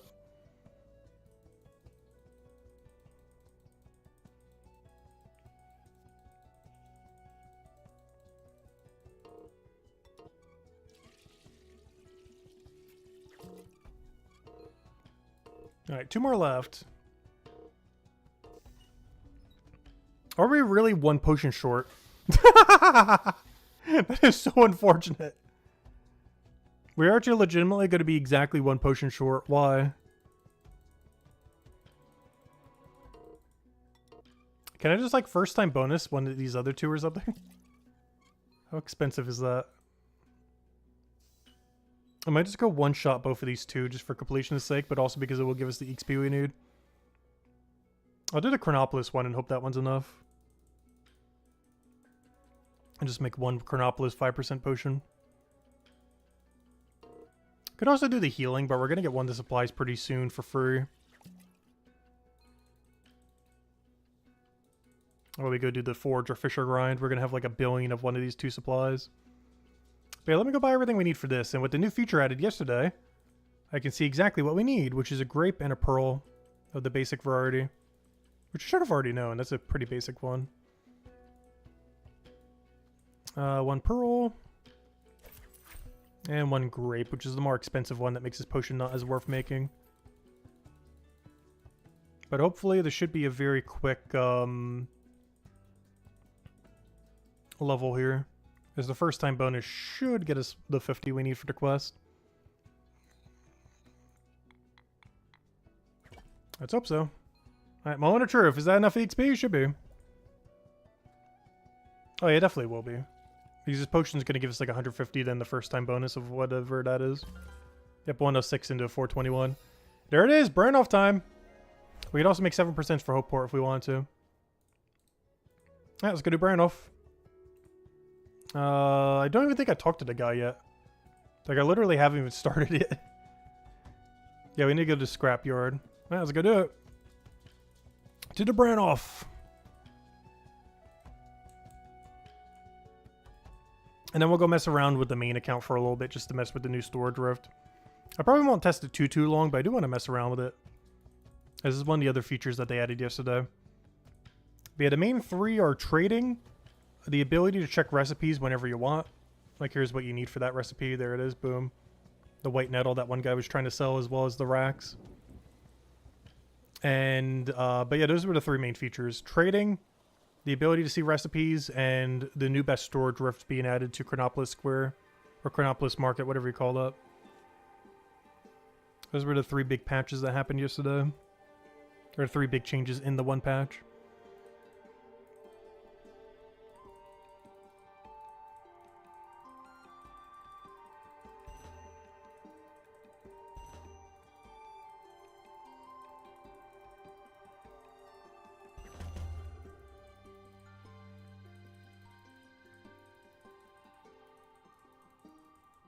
Alright, let's go do these three clues. Alright, let's see if I even remember what you gotta do for this quest. I know there's like a billion markers you gotta go find.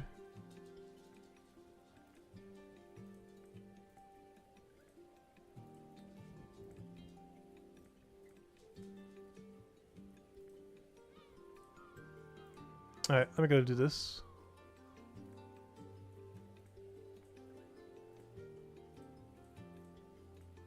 Alright, let me go get the other one. And there's the eagle one over here. You need a sprawl clue. You need a clue from James Newtap.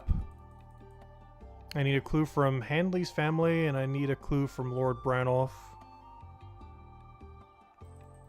Oh wait, do you have to grab the clues from town before you're allowed to grab it from the location? I'm not sure if I can get the symbol beforehand.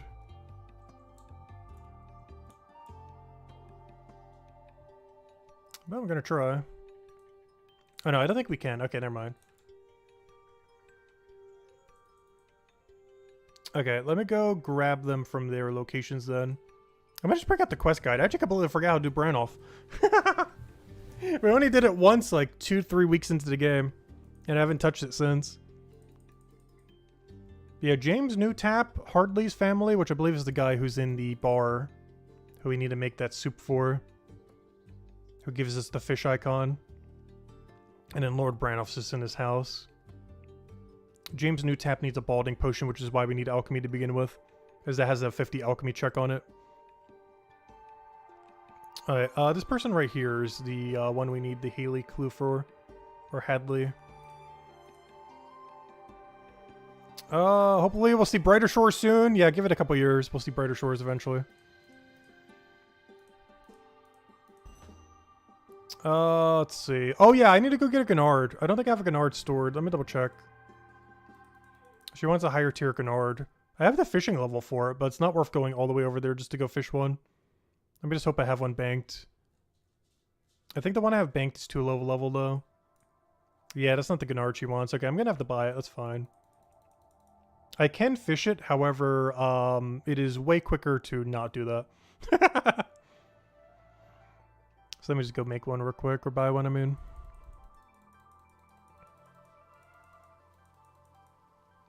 It should be this guy right over here.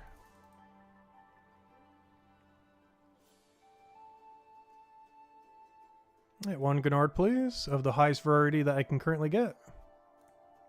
It is that one, 2 silver.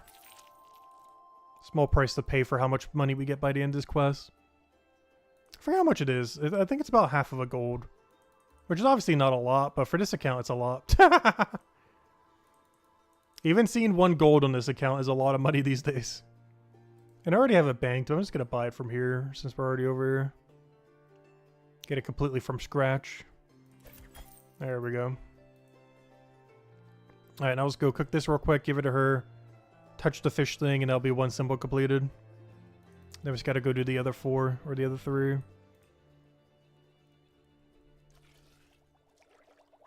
It is where the fishing requirement comes in, by the way. Oh no, was this always a 56 quest requirement? Maybe it always has been. Could have sworn it was 61 in the past, though.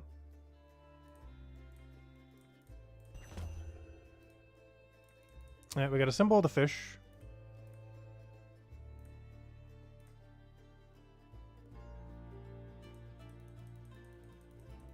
Alright, let's see.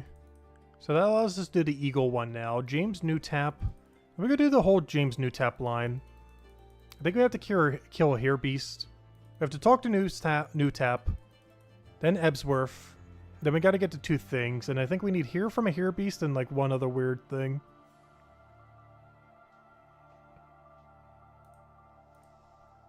Then we can go get him permanently, gives him some hair.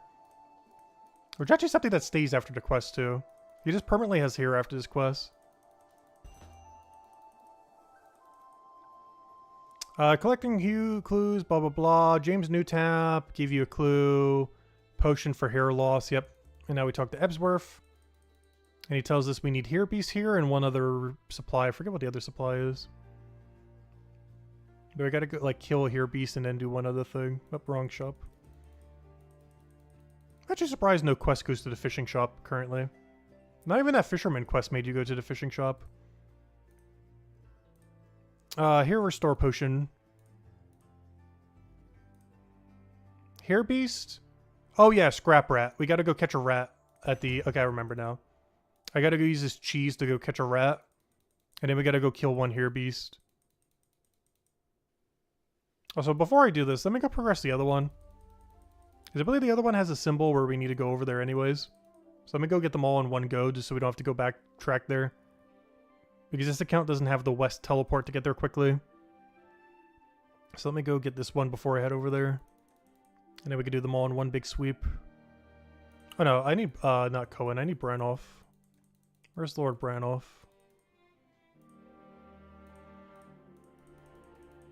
That's a shame. Inheritance, stay hidden. Securing the treasure, not her.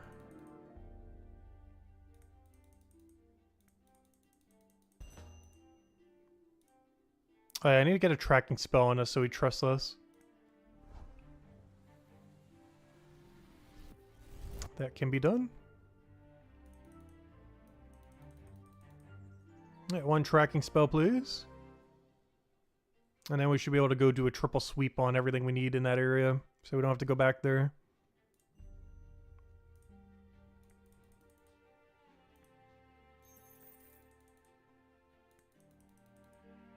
Oh, is that what? Not what I needed? Oh, there it is.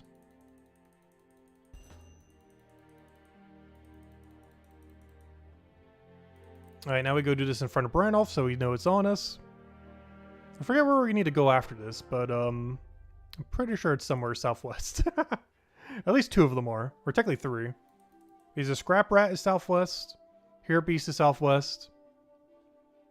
And touching the 1 other symbol is southwest. So I forget what we have to do for the swirl clue. We found the swirl, but not the follow-up of what we need to do for it. Also, I think the camera angle is broken right now. I don't recall it being this low in the past. Alright, what am I doing now? Lord Branolf can now track me. Maybe he'll give me his clue now. Oh yeah, let me go get his clue. Oh, wrong guy.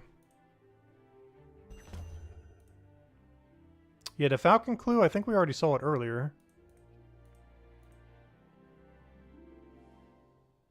What was the swirl clue? On the back, you find the inscription which says opposite the Falcon. Oh, I know where swirl clue is. That's the one that's on the other path there. If only we could shortcut right over here. But yeah, now we just go sweep through everything. So we'll go get the rat with the cheese. We'll go get the here beast kill with our equipment. We'll then go touch the falcon, and then we'll go touch the swirl. Not sure what we need beyond that, but it should be almost everything for the quest then. Might be one other thing I'm forgetting. And then at some point we turn it all in somewheres, and then we go into the cavern and go get our treasure. Which is where the boss fight is, of course. We should be able to take it out just with auto attack without even doing anything, though.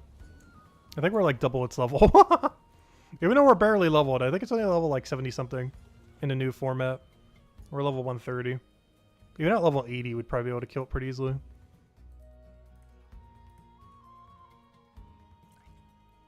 Come on, little rat. I need you for hair grow recipe. There you go. One rat, thank you. Alright, rat achieved. Now we just need to go get our hair beast. And then touch the 2 symbols, and we should be good to go.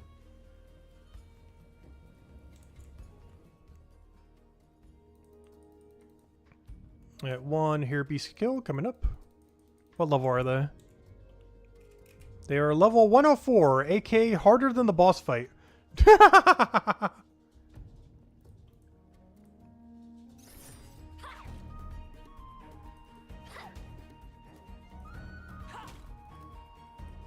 Hey, oh no, they're vulnerable to Necromay. Well, that's convenient. For a second I thought they were immune. But that's convenient. We have literally only Necromay weapons. But yeah, this is probably a higher level than the boss, sadly. The boss is still going to be a little harder, but not by much. They're both at a state where they wouldn't really be able to kill us, though.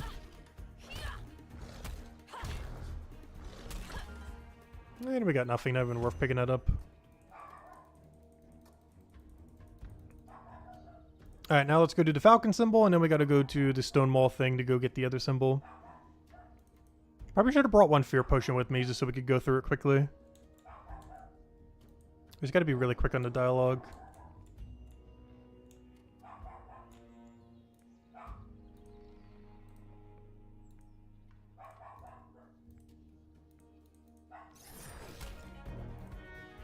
Alright, so what did we get from that?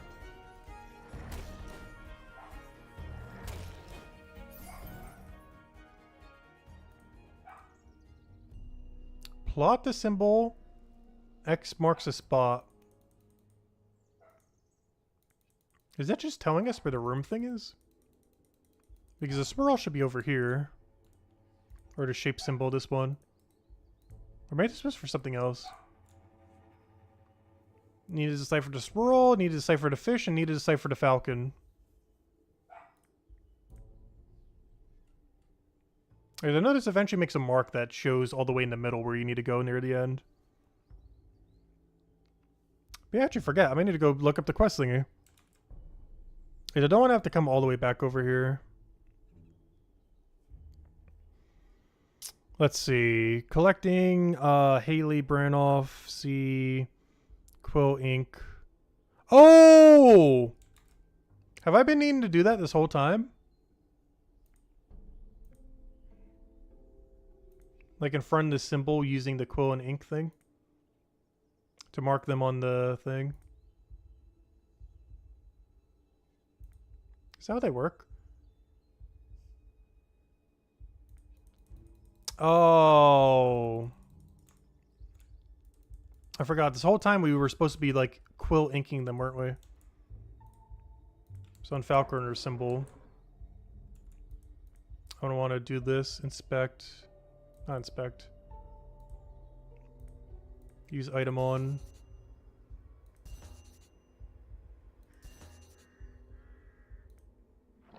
Yep, there we go. I forgot.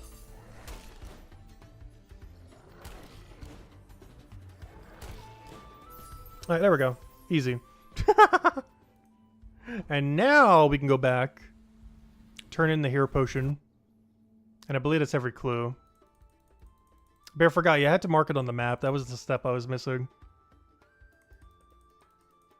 It just doesn't auto mark itself.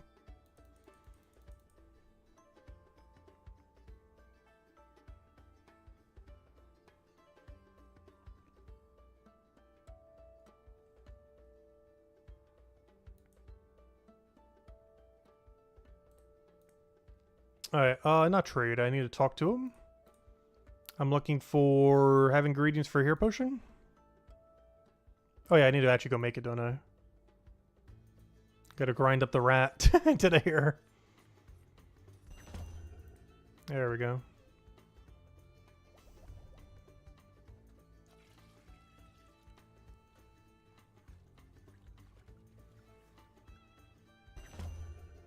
Alright, that is a hair growth potion. And I believe that's the final step, and then we go take out the boss. Unless I'm forgetting a part of this quest, which I probably am. Though he might give us a clue that we need to go solve after doing this. Because it looks like we're still missing 1 to 4. Which assumably he'll hand us the second we give him this potion. Which is probably that one symbol that I did all the way at the end, but I didn't have the solution for yet. Because I believe that's the one on Stonewall Hill. Now he permanently has here. There we go.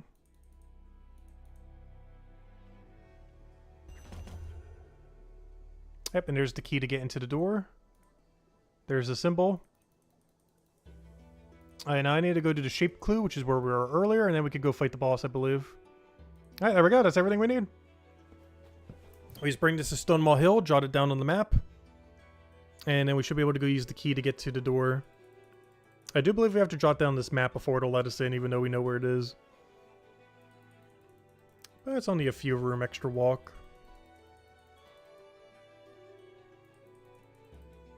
But what I should have done earlier is I should have gotten the 2 things we needed for the hero potion. Teleport back and then went to go mark them on Stonewall Hill. But yeah, I forgot. If you do it this way, you have to come back twice. You have to do the whole potion solve before you come back. So you always have to go here twice regardless. Once to go get the rat and the hair beast. And then again to jot down all those symbols. It's impossible to do it in one go. Because you would always have to come back twice because of the weird symbol step. Because you need to come here once to go get the things for the potion to even unlock this step. And then again to actually go and jot it down. We'd save a little bit of time if we had that teleport, but we'll take the long route.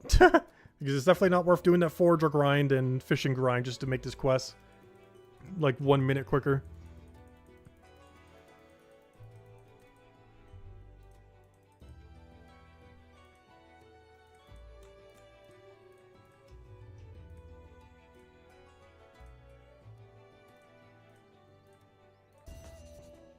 Alright, there we go.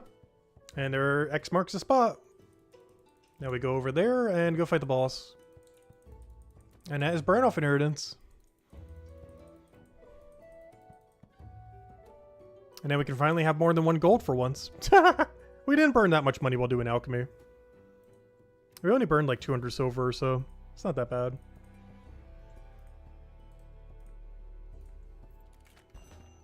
Alright, boss fight time.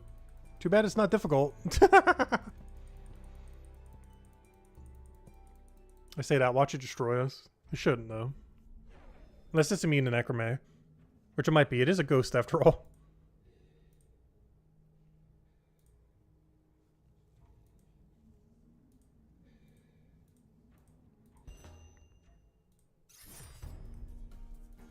No, it's neutral. We're fine. I just realized Brannoff's thing is based on whatever gender your character is. Oh, so does this guy even have any mechanic other than hit hard? And the fact that you could technically save spot and heal under him if you get him in the corner. Which is very much not needed given he's only level 73. Or like double his level almost. Yeah, let's go loot this place.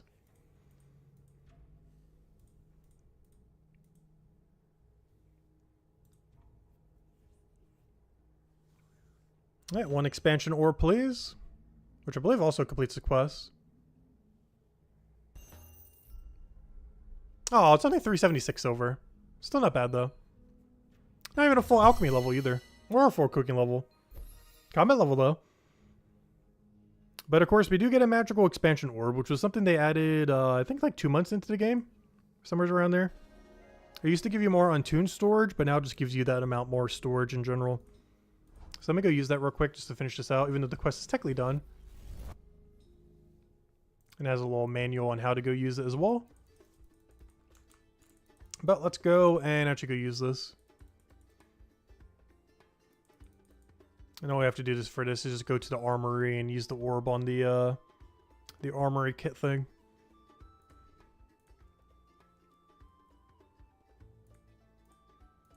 Yep, it would help if I right click though. Use item on, expansion orb. Alright, there we go. And now we have more storage. So I basically unlocked all the storage that was at the bottom here. There's like 12 slots that were locked before, but now they're all unlocked. So now we have a lot of room for later. Alright. Well, that's everything we need to do with this one then. Let's go bring it back to Chronopolis. So we can start working towards that 83 detective. So we can start doing merchant. So we can start getting quick knowledge, so we don't have to spend as much time getting knowledge. Plus there's requirements it needs anyways. And then, yeah, let's go back to the main account. And then we'll go test a new storage rift that's in Chronopolis. Probably won't do too much with it this stream, but, you know, we'll mess around with it a little. Not only do you not have to go through a combat room, but it seems like it's about the same amount of tiles, if not slightly closer. It also has the benefit of if you want to go synergize it with merchant. Because that means since you're already there, you can go pick up some merchant tasks. Which is honestly probably the biggest buff with it. It's even another... Oh gosh, merchant just got another buff. They keep buffing merchant. But yeah, now you can grab tasks for free. If you don't want to keep a bunch of cooking tasks. Maybe I go do that actually. But yeah, now you can go there for free whenever you go store stuff. Like you still have to go up a few floors, but it's really good value overall. Yeah, just keep buffing merchant over and over again. They just don't stop buffing merchant. But yeah, we eventually ended up going Lone Wolf for the main account. Which is actually funny because the current thing is like 50-50 right now. The current vote after 13 is, now that trading is out for Brighter Shores, do you intend to enable it? 38% are at enable it, 38% are at stay Lone Wolf, and... excuse me. Big sneeze. And 23% are still deciding. But anyways, let's go and test the new storage rift.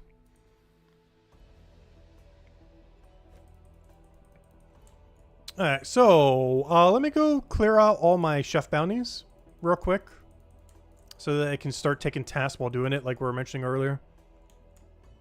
So let me go sell all this. Let me go check our cooking bounties.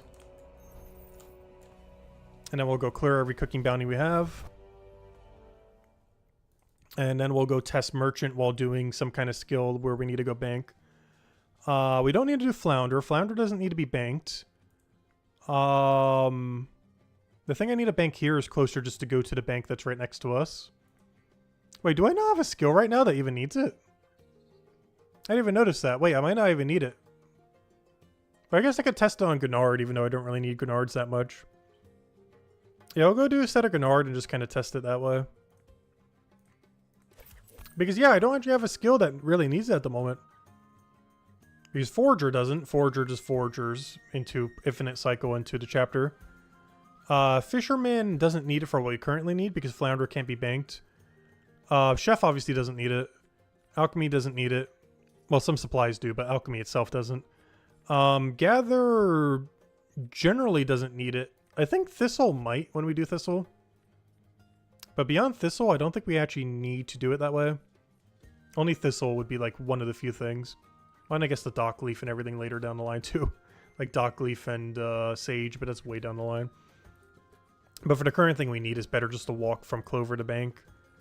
Mining never needs it.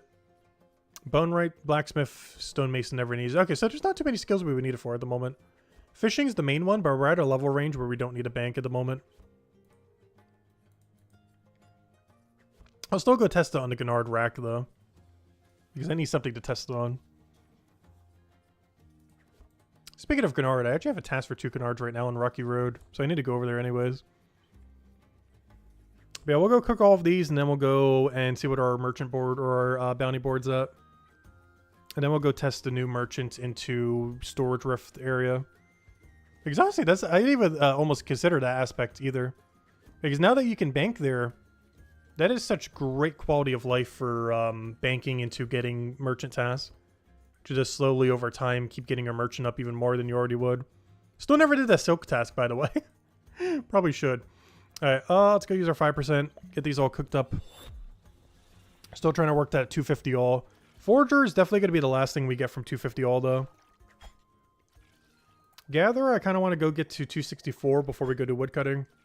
Then woodcutting gets to 250. Carpenter gets to 250 from that. Leatherworker, I already have the leather to go do it from merchant. It's just a matter of actually doing it. I just haven't bothered AFKing it yet. But AFKing that for a day would get us to 250. So the only grinds we really still have to do for 250 all are Gatherer, so I could do woodcutting, so I could do Carpenter. Chef, which is literally just AFK stew to 250 basically, and do bounties occasionally. And Forager, which is the one I'm looking forward to the least. As I just don't really see the value in doing Forager. I would do monument pieces until we finish the monument. Pondweed I'd probably just drop to the ground. Racks I do want to bank, but they're really low EXP to go bank.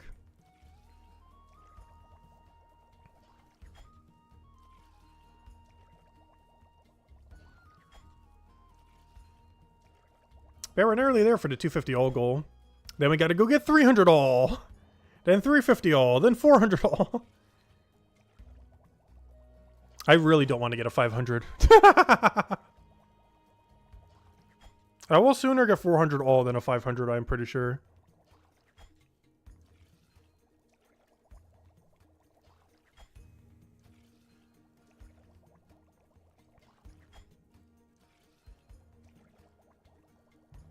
We'll be like the highest level player to never get a 500. Well, at some point get like all 499s and just have a maxing party with all 500s. Which honestly sounds like it'd be a lot of fun. I'm not sure if I'm going to bother doing it exactly like that though. Alright, oddly enough, no stews. But I'll go do these real quick, I guess. Oh, no, there's one stew. Hold up. Oh, I wanted to drop one, not all. Alright, so all these. Grab that.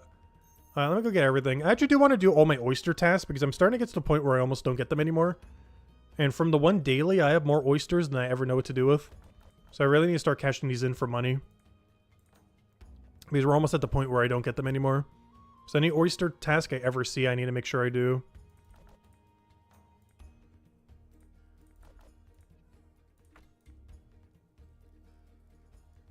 Yeah, that should be everything.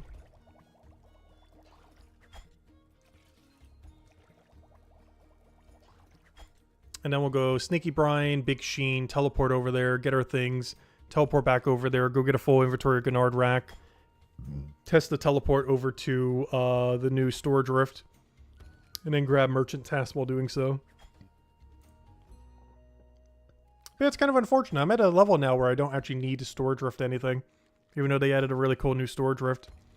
Hello, MJ Jets. Welcome, welcome. Hope all's been well. Alright, let me go and clear these out then. Turn in all 3 of these. And then we'll go test the new Storage Rift out. Which seems like it's just going to be really nice. Plus, if we had trading enabled, we'd also be able to see everyone who's trading. Though because the player base is so small at the moment, I don't think there's a single person trading in that square. Which is kind of sad because that would have been cool to see over time if people actually did that. Alright, I need to go to Thief first. We'll do Thief, then the store place, and then just tele over.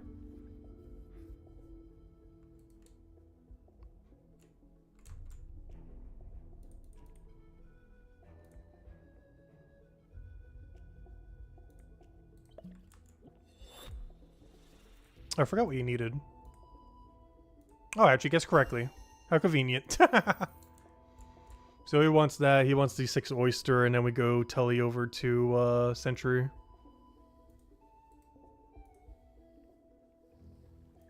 And then we'll go get a full thing of Gennard rack, and then we'll go and test the new Storage Rift then. But honestly, that double blue icon looks so clean. Cryonite with Lone Wolf next to it.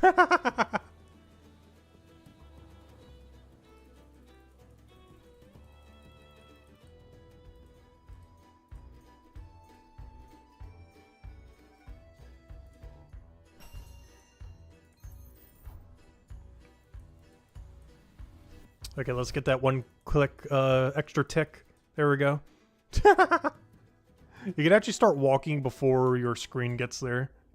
You just have to go to the mini-map first. It's a little bit annoying, but it saves you about 1 to 2 ticks of movement compared to waiting up for the camera to catch up.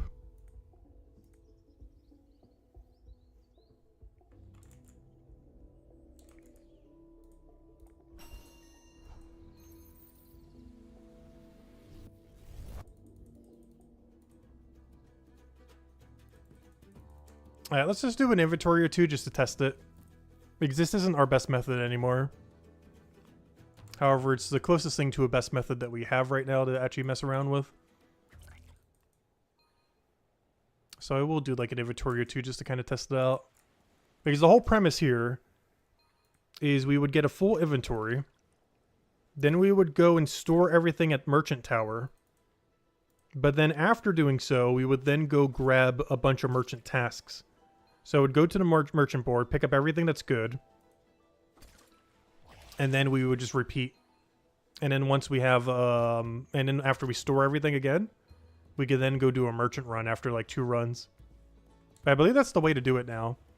Is you go get 2 or 3 full inventories of whatever resource you need. Like, let's pretend this is what we need right now. But you would do 2 to 3 inventories of whatever you need. Then you would teleport over to the storage rift that's in Chronopolis now every single time. But every time you would do that after you store everything, or before you store, however you want. Actually, you'd probably do it after, because it would work better that way. But after you store everything, you would then go and grab your bounty tasks. Then you would teleport back to wherever you were, which would be this. And then you do it again. You get another inventory. You store everything away at Merchant Tower. You go get another set of merchant tasks. And then once you have a good enough set of merchant tasks, you go do them all. And then after you do them all, you go teleport back to whatever you were gathering. And rinse and repeat indefinitely until you have everything you need. But yeah, huge buff to merchant. Who could have guessed? Yeah, they just couldn't go a month without buffing merchant again. Is that at least like the 7th time they've buffed merchant since release? It's actually crazy. I don't mind though. It's one of the reasons why I don't want to max a skill.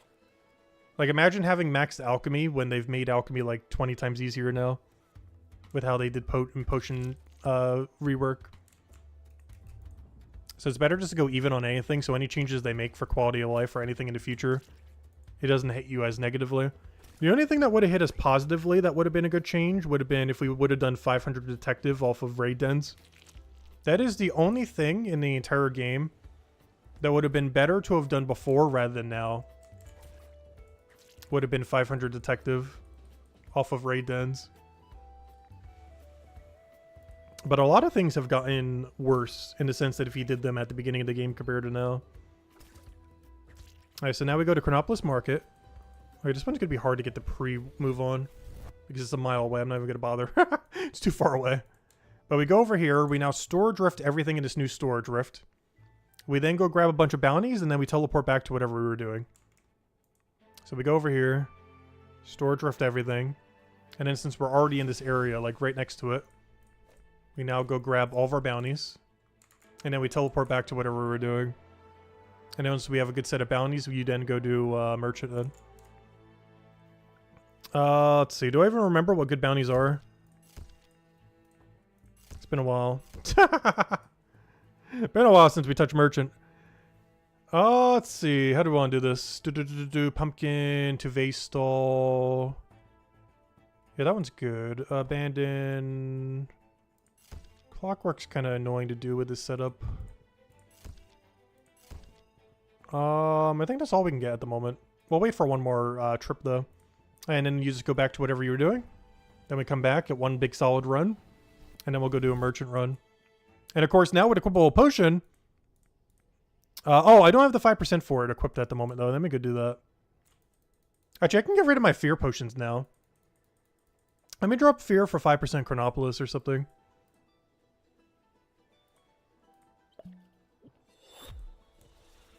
Oh, that's not when I should have drank the potion. I should have drank the potion after that rack over there. Oh, so I'm probably using that on Stonemason. So maybe I should have a 5% for that as well. Let our save it for 10% when we go do our venture later. Because I'm already going to be 10% and I might as well use that on alchemy or something. I really need to go train alchemy directly though. The problem with alchemy is to be able to go train it, I need to go do gather. But to be able to go train it, I would need to go get like 248 gather. Which means I need to get like 264 gather. Which means I have to go do like 3 days of 10 hours each doing gather. Which I just haven't bothered with yet. But yeah, I gotta do a lot of gather. Like we're talking like 30, 40, 50 hours to be able to go do alchemy again. Which is why I've been putting it off. But yeah, I gotta do like 50 hours of gather before I could keep doing alchemy properly. I just haven't had the time to. Or the willpower to. It is the next big gather alchemy grind that needs to be done though. If nothing else, it sets us up to be able to go do woodcutting. Because it should bring us pretty close to 264, if not all the way.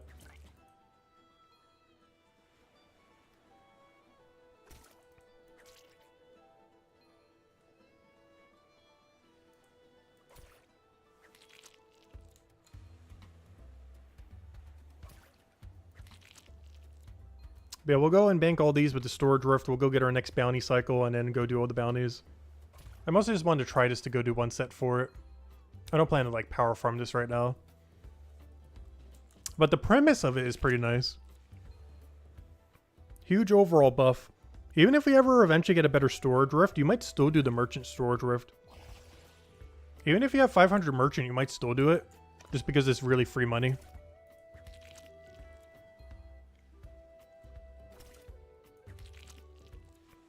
I forgot how much money you get per task at max level, though. But given how much we're getting at this level, it must be something pretty good. Like almost like 40, 50 silver each. Like, that's a lot. Especially for how quick you can turn them in on. The only problem with that is if you have the Hive of Merchant, I believe you make more from doing Leatherworker. Even if you nearly zero time the Merchant. I think you still make more from Leatherworker, oddly enough. And now we go turn all these in. We then go grab our task, and then we'll go do one merchant run. Oh yeah, I don't have a 5% potion on me. I guess it's not too late. I could try routing in the 5% potion shop. Because I should have them banked already.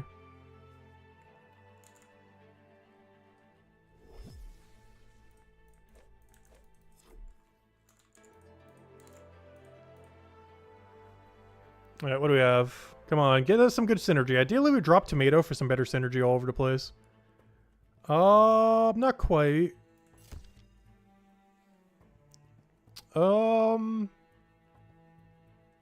Okay, I see a route. I see a route.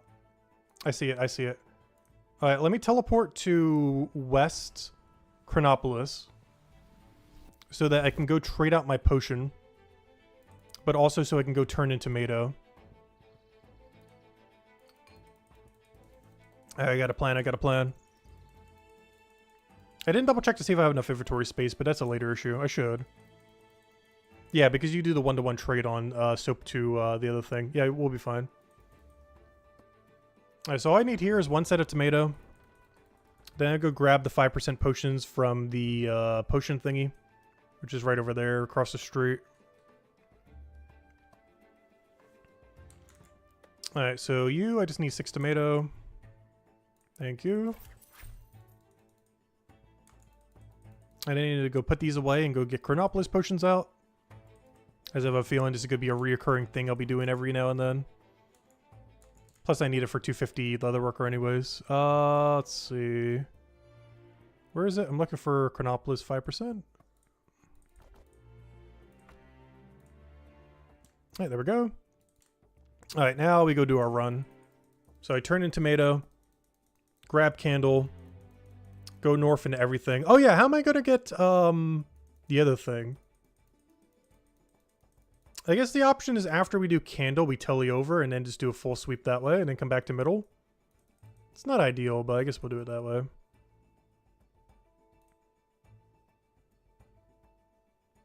So we'll do this. Trade you. Grab candle from over here. And then we telly to top left because I forgot. Pumpkin's kind of out of our way for what we're doing here. Pumpkin actually has no synergy with what we currently have set up here. But we can still incorporate it.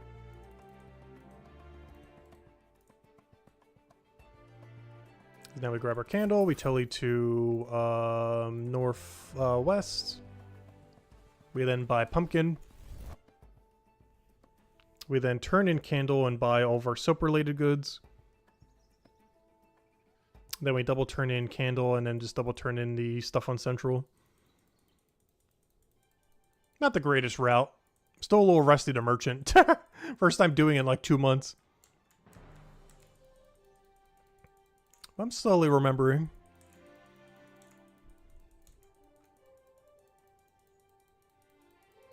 I really do need to push merchant up at some point though. It's just such a quick skill to train, and there's so much multi-synergy, especially with the new storage rift they added today, or yesterday, I mean. It's just so much free value on merchant than you were already getting, or more than you were already getting. Because now whenever you go store anything from any skill, you can just get free merchant tasks now. Before it only really had synergy with like leatherworker and detective. But now literally any skill that requires a bank, you pretty much have synergy with now. Which is kind of crazy. Like literally anytime you would need a bank now has merchant synergy.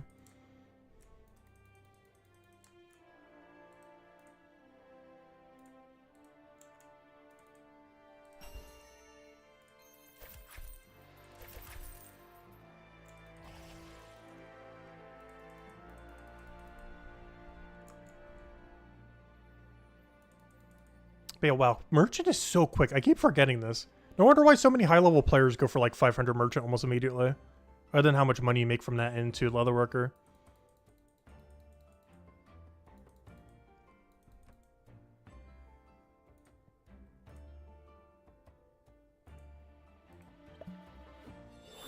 Alright, now we do a 4 turn-in sweep. 2 for you. Here we go. Give you another one. Then we teleport over to southwest once again for the final time. And then we go turn in these 2 items. But yeah, overall, great quality of life. I love that new storage rift. You just train whatever you need that needs banking. Store into that storage rift every time and then go head over to get your bounty tasks. Do that until you have a really good set, or at least a half decent one. And rinse and repeat. And then you just get free merchant XP while doing literally anything that requires banking. We're also getting the best bank in the game. As of yesterday. It's about the same distance as the other one, but you don't have to go through a combat room ever. So its consistency is way higher. As it's impossible for you to ever get called out by combat.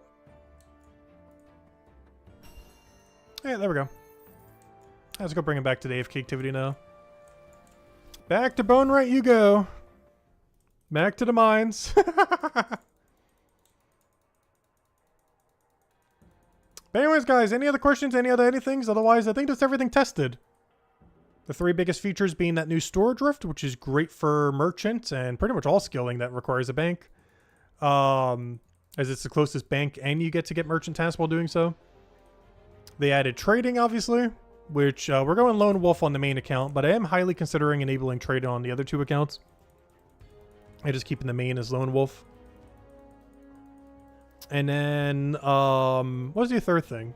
Oh yeah, you can check recipes now. We were using that for alchemy some. So if I want to see what this recipe is if I forget it, you can now check now rather than go into the book. So I think I need this thistle at 248, which we were talking about, as well as the clover at our current level of 224, which I already know about. But, yeah, you can now check it. Whenever you want. You don't have to go to this page, because before you had to go to this page and it would bring up this menu. But now if you want to do the same, I could just go to Bone Right. And let's say I don't know how to make the spear. I could just click on View Recipe. And then boom, that's what you need for the spear. It's 4 tier 5 bone spike and a sturdy Suave tier 5 pool. But you can check it whenever now. It's really nice. Those were the 3 big things that happened yesterday. And we'll grab this, and back to AFK you go. Anyways, guys, hope you all have a wonderful week, wonderful month. I have no clue when we'll be back with Brighter Shores. We will be back, though. But at this point, I have no clue when. Probably, if I had to guess, based on their current things that they're doing, I would assume the next time we'll be back is for the next quest that's coming out for Hope Forest. They put this off for a while because they've been working on trading, but now that trading finally came out yesterday, their next big thing to come out should be the 2 or 3-star Hope Forest quest, which would probably be followed up by either the 6-star one, or who knows, maybe the 6-star Mines of Bitumen. Not sure which way they're going to go based on their progress right now. But definitely the next thing coming into the game based on this looks like it's going to be the 3-star Hope Forest quest. So that'll be our next goal. We'll also give our alt account something to go do in Chapter 2, as they still only have 20 woodcutting and 20 gatherer. So they're probably going to need that. Keep in mind, this quest, one of these 2 quests, probably this one, almost guarantee requires a gatherer level. So if you haven't gotten gatherer above 20, now might be the time if you haven't already. As one, if not both of these, will probably have a gatherer requirement, as currently no quest in Chapter 2 has one.